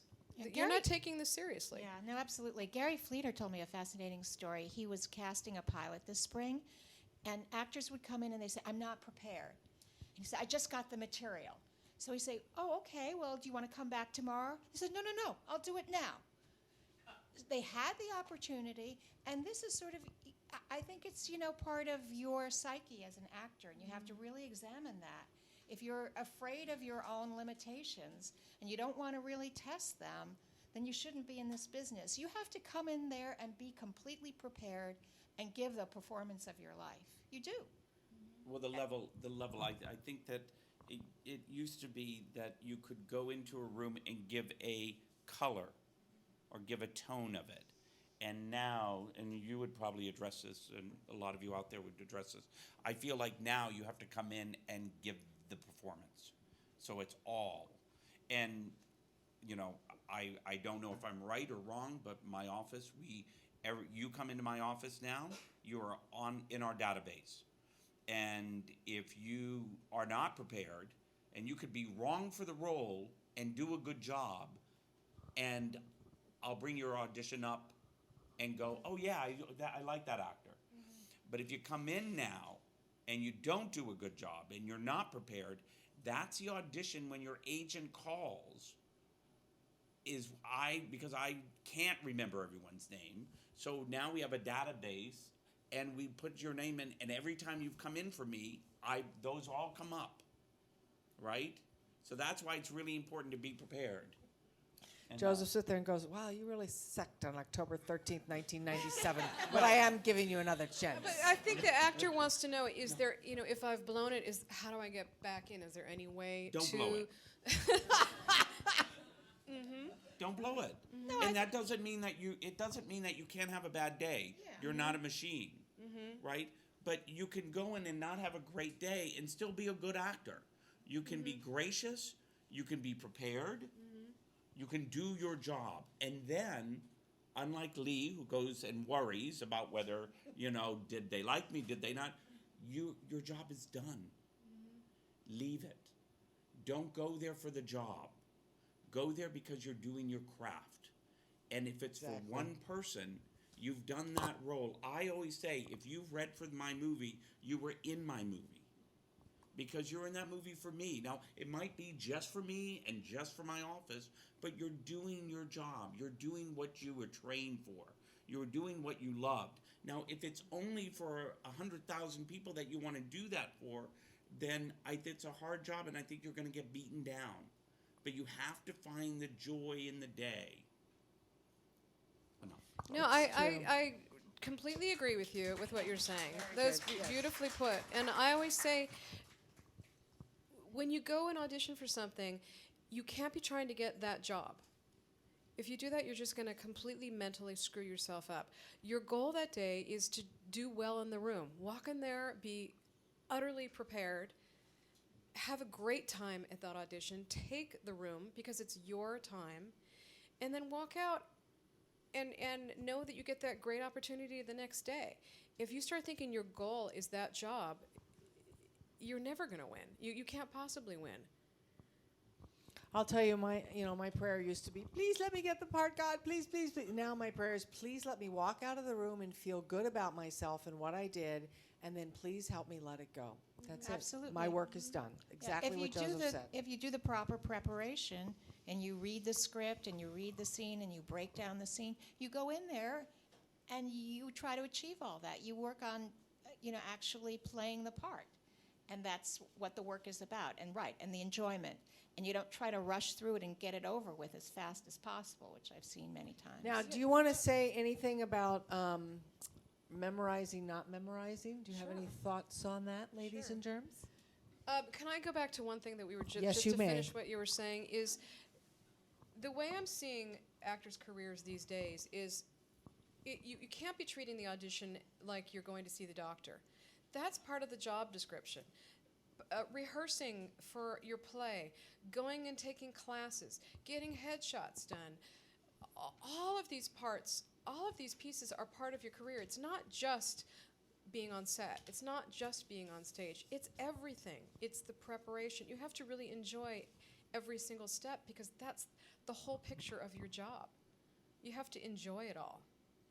What you do is so unique. It's really incredible. And I think it's also remembering that you're going in, and this part is huge for you, but it's one little tiny part of a tapestry, that they have the whole picture and we don't. We just know we're absolutely right for this role, but we don't have a context like the people sitting on the other side of the table do. And we want you to succeed. Oh, because yes. it makes us look good. Yeah, and we can go home. Have you all experienced had the pleasure of, I made that person a star? Maybe not. Sure. But Many times. Yeah. Yeah? Yeah. Come on, name names. Oh, God. You don't have to. I always feel, by the way, I have a passion about this sort of thing. It's the kindergarten teacher. It's the mother. Yeah, it's a whole team. It's the person who inspired you, and it's your classes, and then you come, and then just because I happen to be part and grateful to be part of that I see the talent and I put it in a movie, then we're all part of that. So just like you're part of my movie, I'm part of your career. And so to lay claim, Like I discovered it, I'm a little uncomfortable with that. That's for other people to kind of, I've been a big part of somebody's life. Right, I agree. You know. Yeah, better I'm question. sure we Better all way. have given opportunities to people who have later become stars. Mm-hmm. But, you know, that's true of many casting directors. Many people can claim for the same person. And right, I think that's great to credit the mother and the kindergarten teacher. Mm-hmm. Much more important influence than the acting teacher. So memorizing. Do you have any thoughts about, you know, people being on book, off book, holding the script, not holding the script? Any? It's a really fascinating question. I personally think that you should know it really, really, really well. Maybe not completely memorized, because you should be flexible enough so that you can take direction and you're not so locked into one way of doing it. But I know there are some people who feel like you absolutely should have it memorized, no paper. I think you should have the paper in your hand, but on the other hand, you should not be looking down at the paper. You should know it well enough and be comfortable enough in your choices that you have it there for security. And you also need to know you're all individuals, so you need to know what works for you. So there are some people that Clea Duvall, like, can I name an actor's name? Sure. Okay, so Clea Duvall memorizes every single audition in no paper, nothing. Comes in, does a role, can switch it up, you can throw things at her, and she's a fantastic actor. But you'll never see a piece of paper in her hand. And I'm always like, wow, that's so, on every audition you do that? And she goes, yes, that's how I work. So I don't care how you get there. If you hold a piece of paper and you stand on your head and you're doing a fantastic job, I'm going to notice it. So whatever's right for you, there's no right or wrong way. And it's like acting asks us who the acting classes are, who the workshops are. I don't care what way you do it. There's many ways to get there. And that, so you have to find your way. And it's not about it's never going to a class and making them feel bad about yourself. It doesn't have to be a painful process. You don't have to suffer to be talented. And that you should feel good about yourself. And sometimes, even in talent, I'll go for a person that's a little less talented, that has a joy and a life and a sweetness and a kindness. And then a really talented person will come, know all the lines, won't mess up anything, but there's a chip on their shoulder and there's a lack of joy. And do I want to bring that to the set? You know? And sometimes it's that. The role is like, oh, lots of people could play that role, but wouldn't that sunshine, that light, that person would be great? Wouldn't my director, who's having a tough day, wouldn't that be nice to put that energy around him? So that's sometimes how I think. We have. Oh, I was just going to say, in terms of being off book, I think if you come in being as off book as possible, it gives you more of an opportunity to connect with your reader, which is usually me, and also be able to play when in the few times that the director is actually going to give you some direction, to actually, take that direction in and change it up and be facile enough to make some changes. Whereas if you're stuck on your page, it's going to be really hard to listen to all that stuff. And I can tell you, like, you're not connecting with me when you're stuck on the page. And do you ever cut things when you're reading with an actor? So that you can, like, if I have a long monologue and the page will be edited so that they know that my speech is going to be truncated ahead of time. Why? But I like to see them listening. So I generally don't do that. I like to see the actor listening. Sometimes it's not all about your lines. It's about seeing you react to what I'm saying. So that's equally important. Many actors come in and it's all just about, like, here's my line, and now it's my line, and now it's my line, and I want to see them listening. But I always tell my assistants who are filming to leave me plenty of heads and tails on the tape, which means I want to see the stuff that goes on before we start filming and the stuff that happens right after we stop filming. Because a director taught me, like, that's the good juice. Like, when you see the actor just for those few seconds after they finish the scene, you'll see something really amazing there. Usually for me, it's that sucked. Can I do it again? And by the way, don't do that. No. Here's the thing. Don't ever judge your own performance. If I can give you that piece of advice, because I'm very strongly opinionated, as probably you can tell, that so you're not going to have a problem with that. I'm going to decide whether I like it or what I want to change. But there's a lot of people in town that you read, and if you give them that, they're not sure. And if you go, oh, then they're going to go, oh, yeah, right? Because they're going to take that. I always say if you have one friend in town, you got 5 friends in town. And I've been guilty of it. If somebody's pitching somebody, and all of a sudden they're like, yeah, and then all of a sudden I find myself talking to someone going, oh yeah, I love him. And then I actually ask myself, what do you know that actor from? Like, what have you really seen that actor? And all of a sudden I bought into the hype. And that, but it goes two ways. So sometimes the hype is good. Sometimes when an actor goes, oh, then I'm like, oh yeah, maybe I was on the fence. But if that actor didn't do that, I would have gone, no, I like that. So don't judge yourself. That's not your job. Okay, I'm not getting that part from today. All right. From Kevin in Toronto, Ontario, Canada. Hey there, met Marci and Joseph recently in LA at AIPA workshop. Hello. Can you each speak more to the comment about owning the room and making you and the producer/director feel comfortable in the audition, and what that entails beyond knowing our lines and coming in having made some character choices? I think you covered it, Kevin. Well, I think it has a lot to do with, and hi, Kevin. I think it has a lot to do with your attitude. A lot of actors come in and they are angry about something or nervous about something, or they're unprepared, and it just, like, you can feel it. It's coming out of their pores. If you come in and you make us feel comfortable, and how do I tell you how to make us feel comfortable? It's just a confident actor that's easy to be with. Sometimes you come in these meetings, these auditions, and there's no chat beforehand. You immediately go into a scene and you get out the door. I mean, there's really, it's different every single room you're going to walk into. But it's also the thing, like, if you're walking in, and your lips are curling because you have no saliva in your mouth, and your hands are shaking, and the producers are sitting there, oh God, she's crying. You want to make them feel comfortable.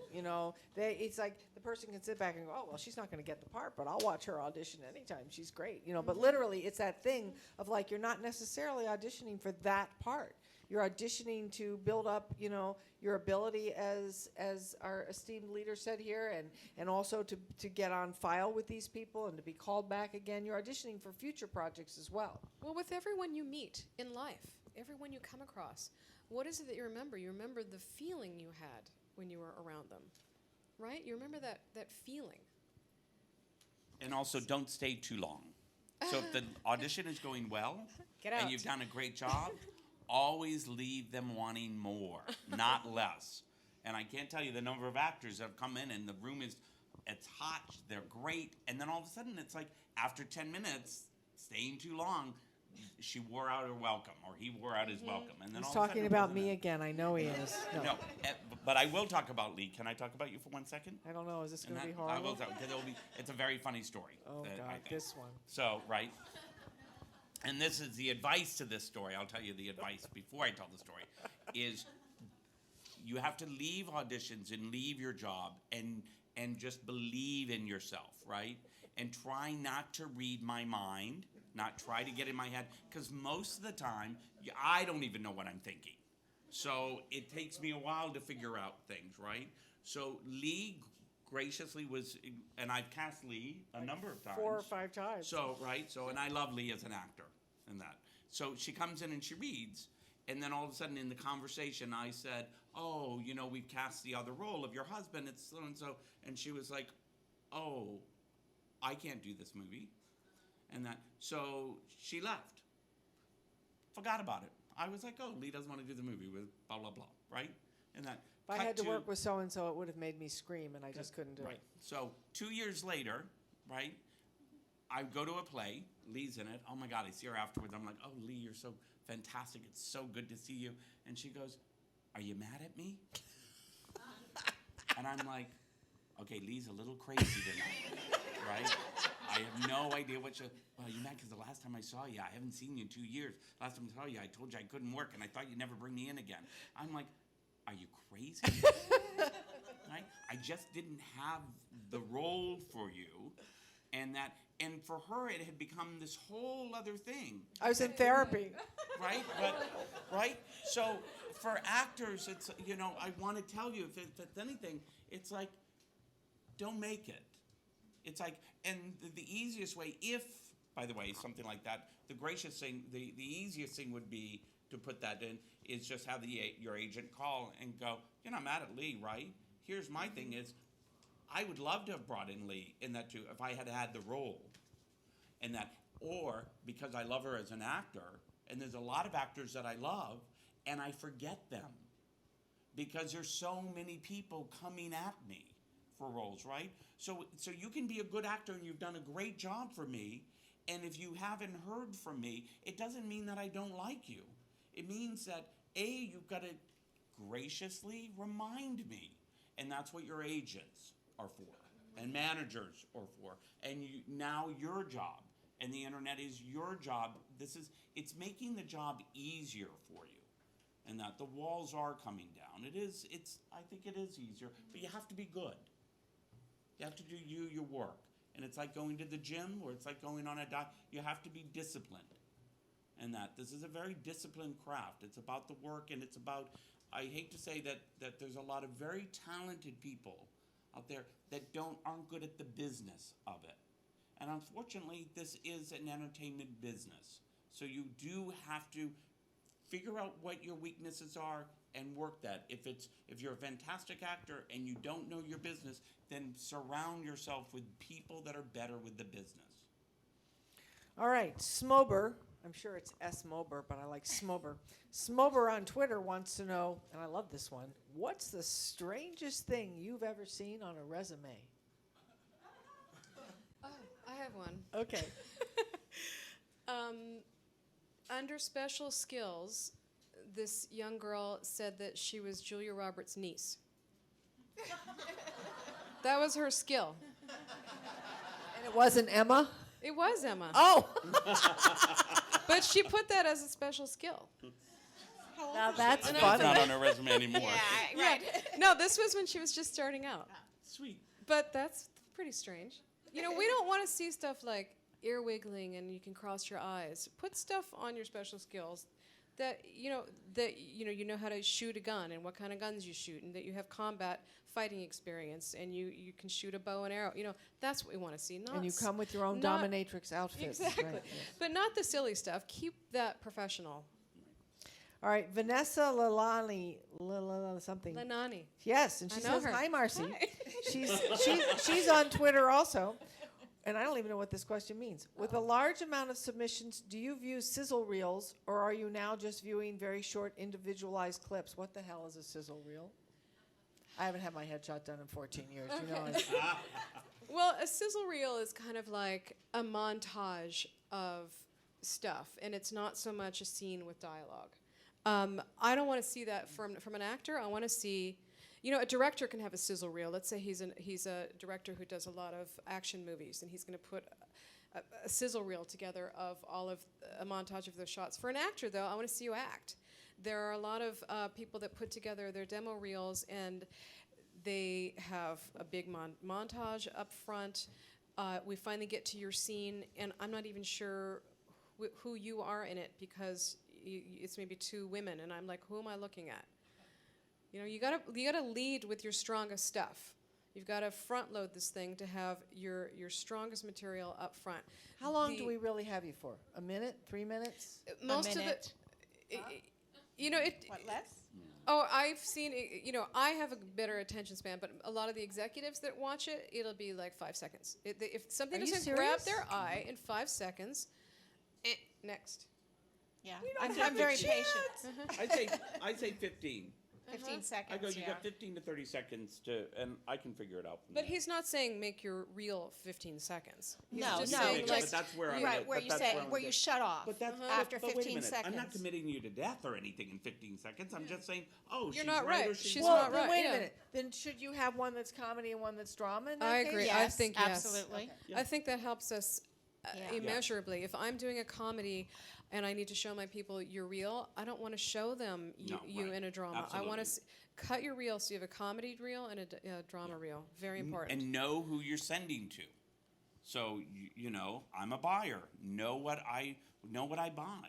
And so when you're an agent or if you're sending it, know what I'm buying so that you're not doing some broad comedy, because I don't really cast broad comedy. All right. Damien wants to know, are we headed toward a point where we actors won't need to have printed headshots anymore? I like a hard copy. When you come in the room, I want that hard copy. I need it for my files when I'm doing the picture. If I'm walking into the head of the studio's office to talk about you, I want to have a headshot. I want to have a hard copy of the DVD of your test or your demo, because they're not going to go over to their computer and find what I'm trying to show them. They want to put it on the big screen. So yes, we still need them, but I don't keep files and files and files of your headshots. I would invest in printing really good copies and not sending them out, but when it's an appropriate time, when you're really being considered for a role, then you should give it to the casting director. Like in an audition situation. Right, exactly. I don't think I've had a picture and resume with me, though, for 15 years. Because your agent sends one. Okay, all right. Or it's printed out. And there's always pictures, and then and we can pull pictures of you from your movies too. Did you know that? So what we do is we'll go on IMDb or we'll Google an image of you, and sometimes our image that we find is better than your printed one. So, that's what we sell. Shalana, I think we answered your first question. Her second question is there ever a time you don't send out a breakdown to agents? When and why? Like if you have to cast it immediately? If I know specifically what I'm looking for and I need a very big name and I don't want to be inundated with calls, yes. If I'm really, I'm really not casting a wide net, it's just, it's top 10 names, then why send out a breakdown? Right. If you're like if the movie's shooting in Louisiana or Michigan, and you're going to get a lot of those secondary roles there, and pretty much that the top 7 roles that you're going to cast out of LA are going to be somewhat of a level of a name, then I don't do a breakdown. Okay. Adam wants to know, do you guys still do generals? Absolutely.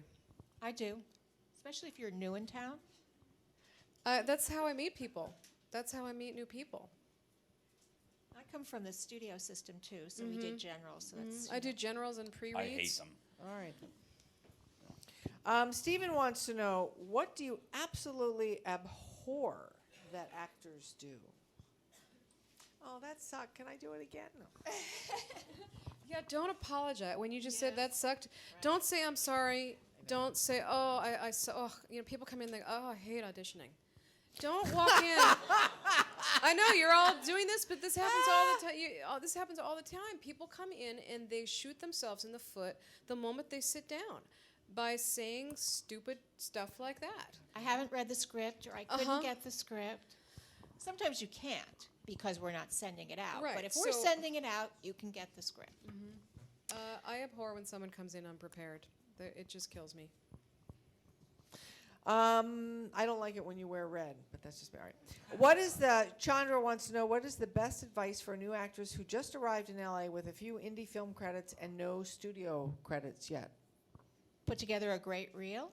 Get an agent. Maybe she's not quite ready to have an agent yet. A lot of people think, oh my God, I have to have an agent. You have to kind of work into this. You're going to have a long career. You'll get an agent when you're ready for an agent. All right.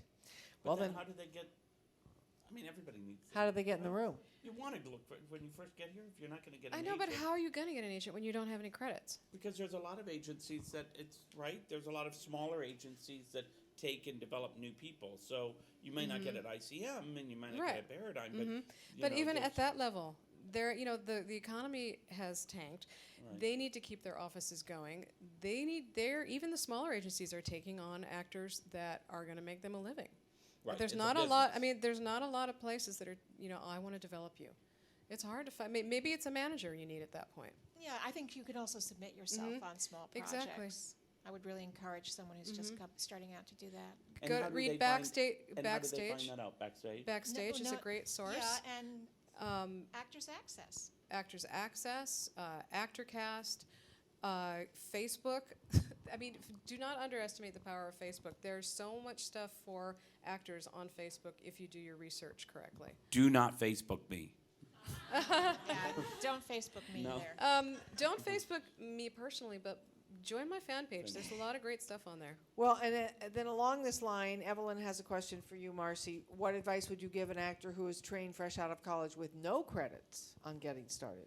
No indie films or what have you? Well, it depends on where you are. It depends on what part of the country you're in. If you're in, not in Los Angeles, it's a lot like what Donna was saying earlier, is keep your training going, be in student films, small films.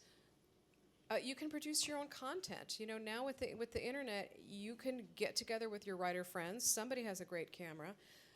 Make a short movie. Get it up on the web. That's how you can kind of put a demo reel together.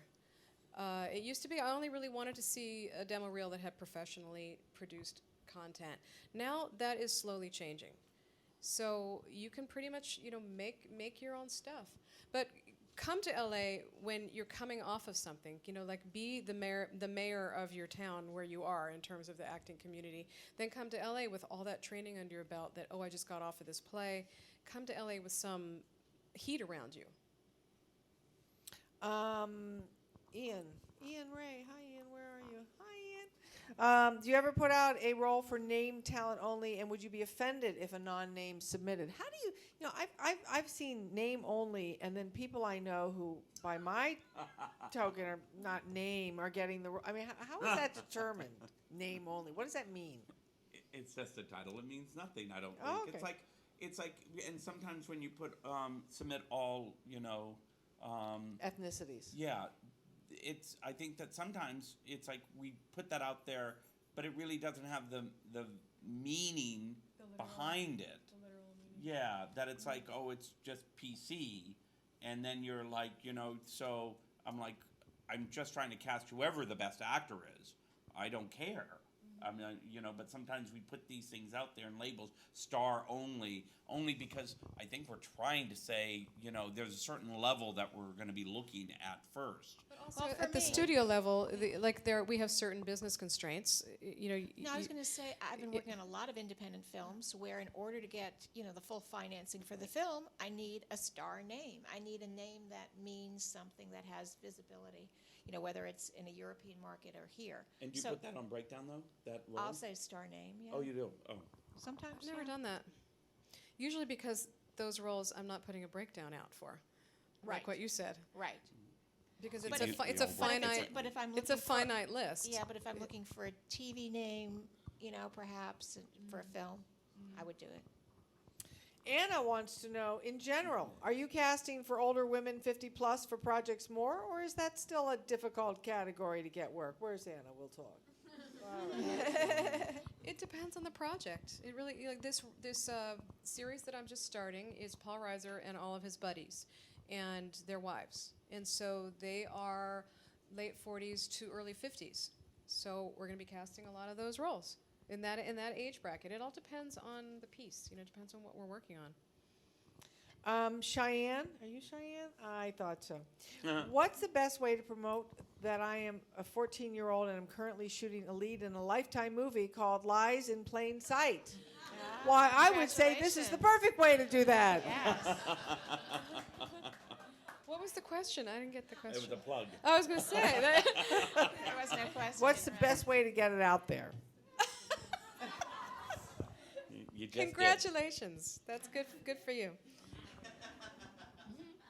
Evan wants to know, how much time is too much time when an actor is given a piece cold mid-audition? You mean how much time should they take to prepare if they're asked to do a cold reading? I think that's what. I don't know. I'm trying to translate. I was wondering if you get you have your piece, your side, you come in the room, Right. and you're given an additional side. Right. How much time is too much time once you're there? How much time do you need? Yeah, you have to own that. So because some people are great at cold readings, right? Great. They whip it in, they go, and I'm always like, oh my God, you're fantastic. How did you do that, right? Other people will try to do it for you, and then all they're doing is racing to doom. So what they need to know is they need to say, listen, I can't do this, like 2 minutes later for you. So I need to leave and do my process, but only you know that. So, but if an actor says that, now, is it my fault that I'm going to turn to you and say, well, we're in a hurry because I got a job that I'm trying to do? which you in turn say, well, great, I still need my process. So you still have to own what you do, because it's better to miss that job, come back in, and hope they don't find somebody and do a great job for me, than to try to please me and my time and not do a good job, because then at the end nobody wins. I generally don't do a cold reading because I don't think it serves anybody. It doesn't serve me or the filmmaker. It certainly doesn't serve you because I'm springing these sides on you. In a situation where, let's say you come in to read for us and you're really good, and the director goes, oh, he might be great for this other role. You want to give him the sides. So you can either, like you said, be good on your feet. You can either say, oh, this is a great role. I read the script. I'd be so great for that. Can I come back tomorrow and do it? And that's part of owning the room that we were talking about before, is communicating in an intelligent way what you need and what your process is. But if you think that you can do it, go out, and what we normally do is we're going to just keep seeing people until you're ready to come back in, because we've got this whole session set up, so we can just take the next person. We can take 5 people until you're ready to, we can, slide you back into the schedule. Another thing, too, just to perspective, if you make a decision that you're going to ride the horse in the direction it's going the whole way, this is your career. I know people who have canceled vacations for an audition, not even a job, because they got an audition. I'm not going to not go to my daughter's birthday party for an audition. And I have found more often than not, when you say, I can't make it, if it's meant to be, they're going to have another session. That's going to come back. If it's not meant to be, then you just missed that one. But you got a long career ahead of you. You've got years and years and years. There's very few times that one part is going to change your entire career and catapult you into the 4th dimension. Just doesn't happen that often. That's great perspective, what she just said. And if it is one of those roles that's going to catapult you into the next thing, believe me, we'll be having sessions for a while on that, and you could come back tomorrow, right? Yes, yeah. I think that you have cold readings generally for TV. In film, we like to take more time. And we can say, well, come back tomorrow, come back next week. No? I'm guilty. I'm always like, oh, you're right. You're better for this role. And now go read it and come back in. And what if someone said to you, well, can I have a few days? Then I go, yes, maybe. You know what I mean? I'm like, I'm like this. Time I'm like constraints. this. Well, I'm always like, because I'm in panic mode, and I'm always like, yes, maybe it'll be available, maybe not. And then, it's up to you. So if you want to take that chance. Well, but then you have to own that. That's, you know what I mean? It's like, because I'm not going to stop my process. Right. I'm going to keep continuing, Sure, you know what I mean? course. It's like, Yeah, so, you have your own right? time constraints, So I have absolutely. my things, and I want to get it. So, Right. But it's like today I read for a small film a role, and I was the only person, and then another woman came in reading for the smaller role. They hadn't cast the leads, the 2 male and female leads. Every other person who'd been in before me, like 15 people, this movie shoots in September. And in my head, my experience is like, June is way too early to be reading for this role. They're going to cast the person for this role in August. You know, this is too soon. And I went in there. I did what I said, thank you, goodbye, and I left.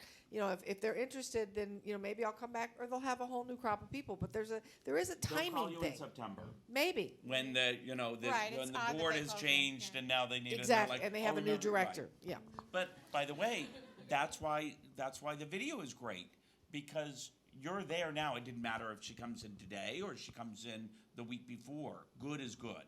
So it may just take me longer to get back to you. But the great thing is you're in that mix if you're in the mix. And I think before, if it was just in the room and there wasn't a video, then I could forget about Lee's great performance. But I'll tell you, in 2,500 years of doing this, I've had one time where my agent called and said, congratulations, you got the part in the movie. And I said, what movie? Because the audition had been like 3 weeks ago. That just doesn't happen very much. It's like if you're going to get it, you're going to know. I mean, No, not necessarily. No. I've cast you. Am I right? No. Come on. No. Am I right? No, sometimes you have to go back to the Maybe drawing for board. star roles, but for the littler roles, Even A Lot Like Love, you didn't get that role for months. Get Get out. out months. It was months. I think he's making this up now. Go ahead. You're going to say something? I think I said it. All right. Jeannie in Los Angeles wants to know, I just looked on IMDb IMDb Pro and saw the movies Mr. Middleton has recently cast. This is from the web, by the way. But couldn't find the ones not yet cast. I would like to know how I can learn about those parts so I can see if I'm a good fit for any of them. I do not have an agent or a manager. So what you're missing is when you look at that, when you go on IMDb, then it will say what process the casting is in. So I think if you are looking at it, They're probably not looking at IMDb Pro. She said pro, right? Oh, did you say Pro? Yes. Oh. oh, Okay.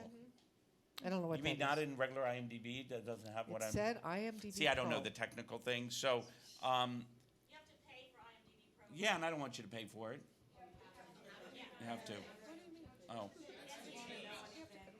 How do people find out about projects that you are currently casting? Well, I thought IMDb was telling you. No, but right, I think the trades, the Variety and Hollywood Reporter. Yeah, because guys, sometimes I don't know what I'm casting next.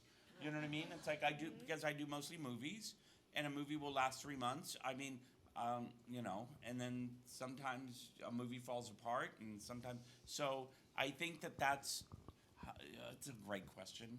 I don't know how you. That's how does other people. IMDb Pro says what you're in the process of what's in development, but that she wants to know where the breakdown is for the characters that are in that particular film because IMDb Pro doesn't list the characters that are going to be cast. It only lists what's in development or what has been cast. Well, if you put down a breakdown, I'm sorry for you on the web. I've completely lost control. I do- It's I all do- on no. Hold on. On the web.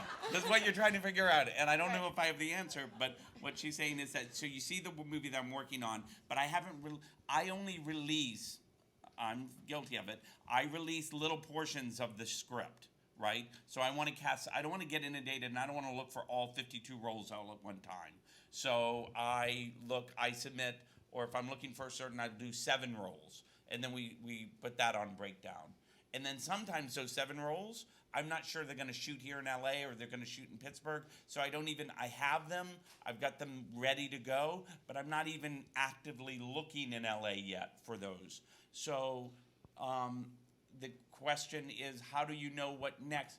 I don't know what the answer is, though, because I think the answer is This is they will killing know. you, not It knowing is, the because I answers, know and I can everything. tell. No, she'll know when you put out the breakdown and not before. Yeah. Because you're going to But disseminate. sometimes I don't do the breakdown. Exactly. So then it's not going to be a role that she's probably going to be right for either.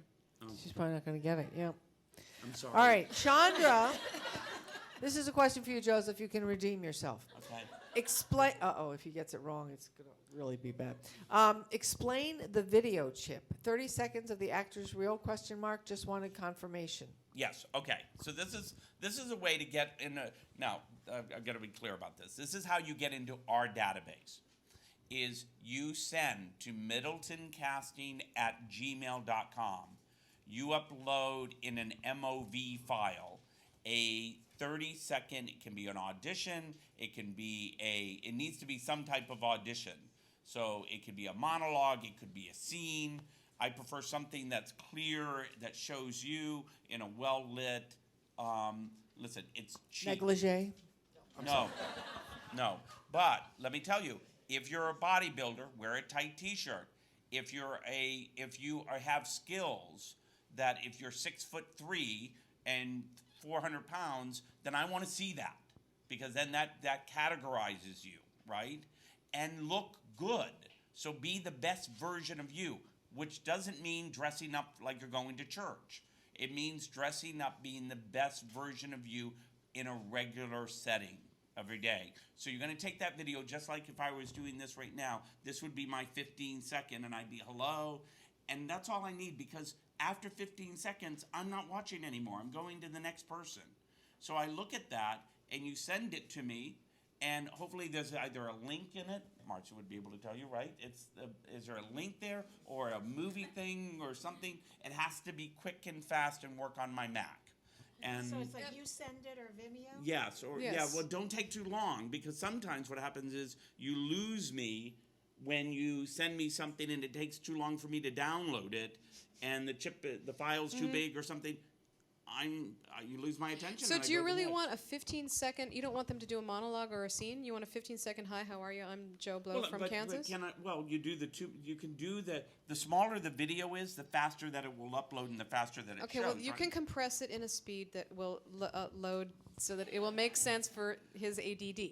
But one thing one thing I want to tell you, when you're making these self tape, make sure you have your contact information on the tape. If you have a Mac, make sure you put it in the lower third of the titles. Make sure your name, your agent or manager if you have one, and if not, make sure that you have your email on there or some way we can And a telephone contact number. you. If you're over 18.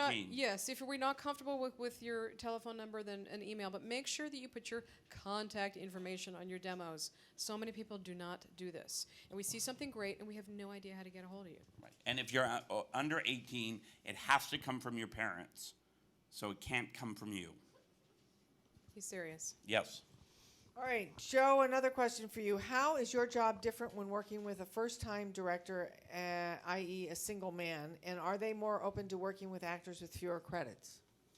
Well, Tom, they're talking about the Tom Ford movie. So. I thought he meant a single man director. Oh. That went flying right over my head. I was like, what does that have to do with anything? Well, but Tom Ford is unique in that he is a special person and a kind of, industry of his own. So he was very strong. What I loved about him was that he, as a first time, and he was different than most first-time directors for me, he had a very clear vision of what he wanted. And for me, for him, it was very visual, right, and physical. So what was great about it was that he would say, her nose, no, the look of her eye, the shape. And my job was just to find what he was looking for, and then my job was the acting part of it. So I knew I could find the physical, and I needed to find the good actor in that. So, and he was so clear, the job was really easy for me, because I'd go a little left, I'd go a little right. Sometimes, and a lot of times with first-time directors, and I've worked with a lot of it, I started my career out in independence, I have a lot of power. I take those movies on because I have a lot of power.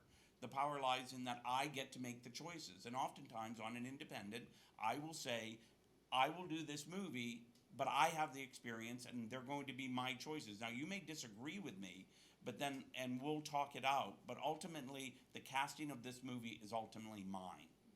And in a studio, it isn't always like that. So there's more people that you have to kind of work as a team. And sometimes I go, oh, not my favorite choice, but isn't going to hurt the movie, so let's go with that. So, or sometimes I really like an actor and someone will go no, and I don't fight the battle. I just go, okay, I'll bring in another good actor. So in that way, I think it's really about the more stamp you can put on your movies. In a Doug Liman movie, I have a lot of power because I've done all his movies except for Swingers. And so we have a relationship and a trust that is just built. So it all depends on, right, who you work for and how long you work for them. And I'll tell you, too, because I've worked with a lot of first-time directors, and they generally fall into one of three categories. They're really solid, and they're going to have great careers. They are absolutely, completely insecure and are trying to over-control everything. Or they're being run over by the casting director, the first AD, the DP. I mean, they just go. They're like sheep in the, they're deer in the headlight kind of thing. So it's like it really totally depends on the first-time director. Yeah.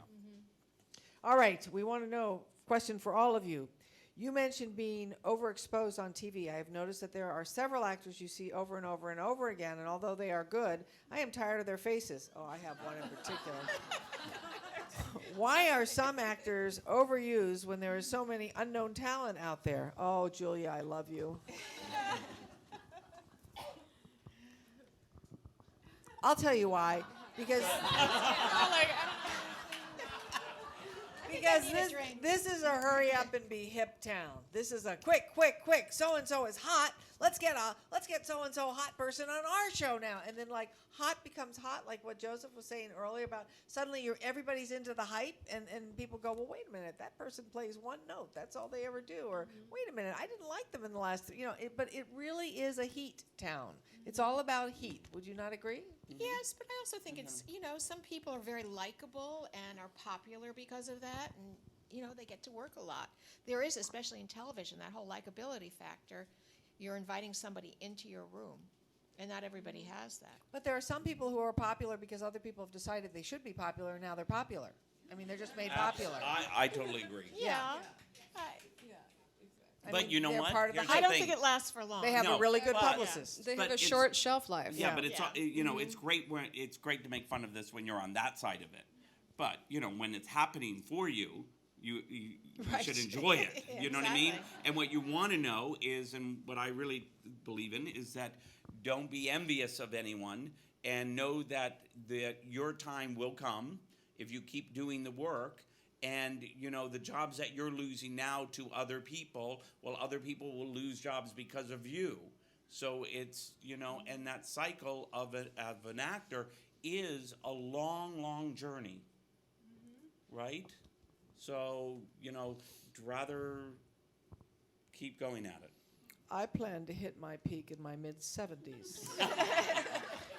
Tony wants to know, what is the best way to stay in touch with you? We have Joseph's email, but just in general, like if a casting director is currently casting something, I mean, do you go to Samuel French and find a list somewhere, or Well, how I does think, one? we talked about it earlier. Just, really be very intelligent about when you stay in touch with us. If you think that No, but we're- how do we find you if you're not currently casting something? Actors Access has labels with all of our addresses and contact information.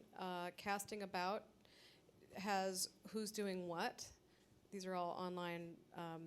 Casting Society of America, right? On their website. CSA is on their website. I have a website. I think if you Google, you can pretty much find anybody. Oh, good point. Yeah, Google. I mean, it's a handy tool. Yeah. I haven't had my headshot done, unfortunately. So we have to wrap it up, and I'd like to, inside the Screen Actors Guild Foundation studio, I'd like to take this moment and ask you if there's anything else you'd like to impart to our young thespians that you haven't yet said.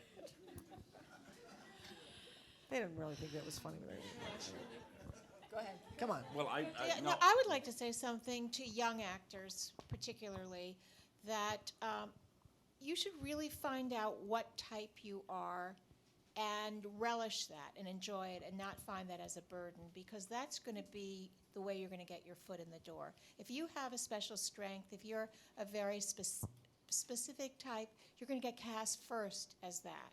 And then people will see what your talent is, and you'll get the opportunity to do things. But I think embrace who you are as opposed to try to fight the industry. That would be my advice. One of the things I'm seeing a lot lately when people come in to audition for me, I think due to the breakdown actually, is they're reading the breakdown very literally, and they're trying to figure out what do they want, as opposed to coming in and making a character choice and being that thing that is unique to you, and that's what we want to see. When we're casting a TV show or a movie, we see many people, and a lot of times they come in and do the exact same thing, but it's the person that comes in and brings the essence of themselves into it and makes some specific choices. That's what makes us excited, and that's what makes us sit up and take notice, and that's what gets them the role. Stop trying to figure out what we're looking for. Don't read those breakdowns so literally. Read the script. Make some choices make some character choices based on the script. You can't get the script. Anything I do, you can get the script. And if you can't, then read. If the breakdown is out, read all the character descriptions of all the characters in the breakdown. If there's sides available, read everyone's sides, piece it together, because no one has the script, right? So then it's a level playing field. But basically, what I'm saying is bring some of yourself in the room. Don't try to figure out what we're looking for. Make some character choices. Joseph? I know, advice? Thoughts? Joy. Find joy. It's find what's important and don't get distracted and don't, listen, I would say don't wish to be anyone else but who you are, because everyone else is taken, number one. And That was brilliant. right? And in the long run, I think that if you stay true to yourself and don't get beaten down and try to keep a positive view on things and always look for the glass half full, try to figure it out and be compassionate and nice to one another and to yourselves, and enjoy that life and what you've chosen. So, I applaud all of you for that. Let's give them a big hand.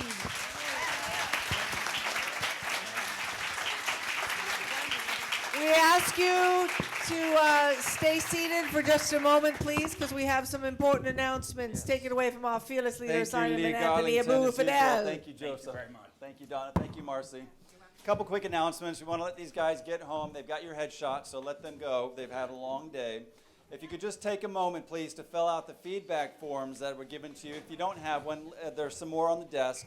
Please Leave say them you on the like desk. me a lot. Please say lovely you like Garlington me a is lot. not, as usual. And there's free food. No, I'm kidding. There's not. Parking validation there on the table. Get your parking validated. Have a great night, and thank you so much for coming.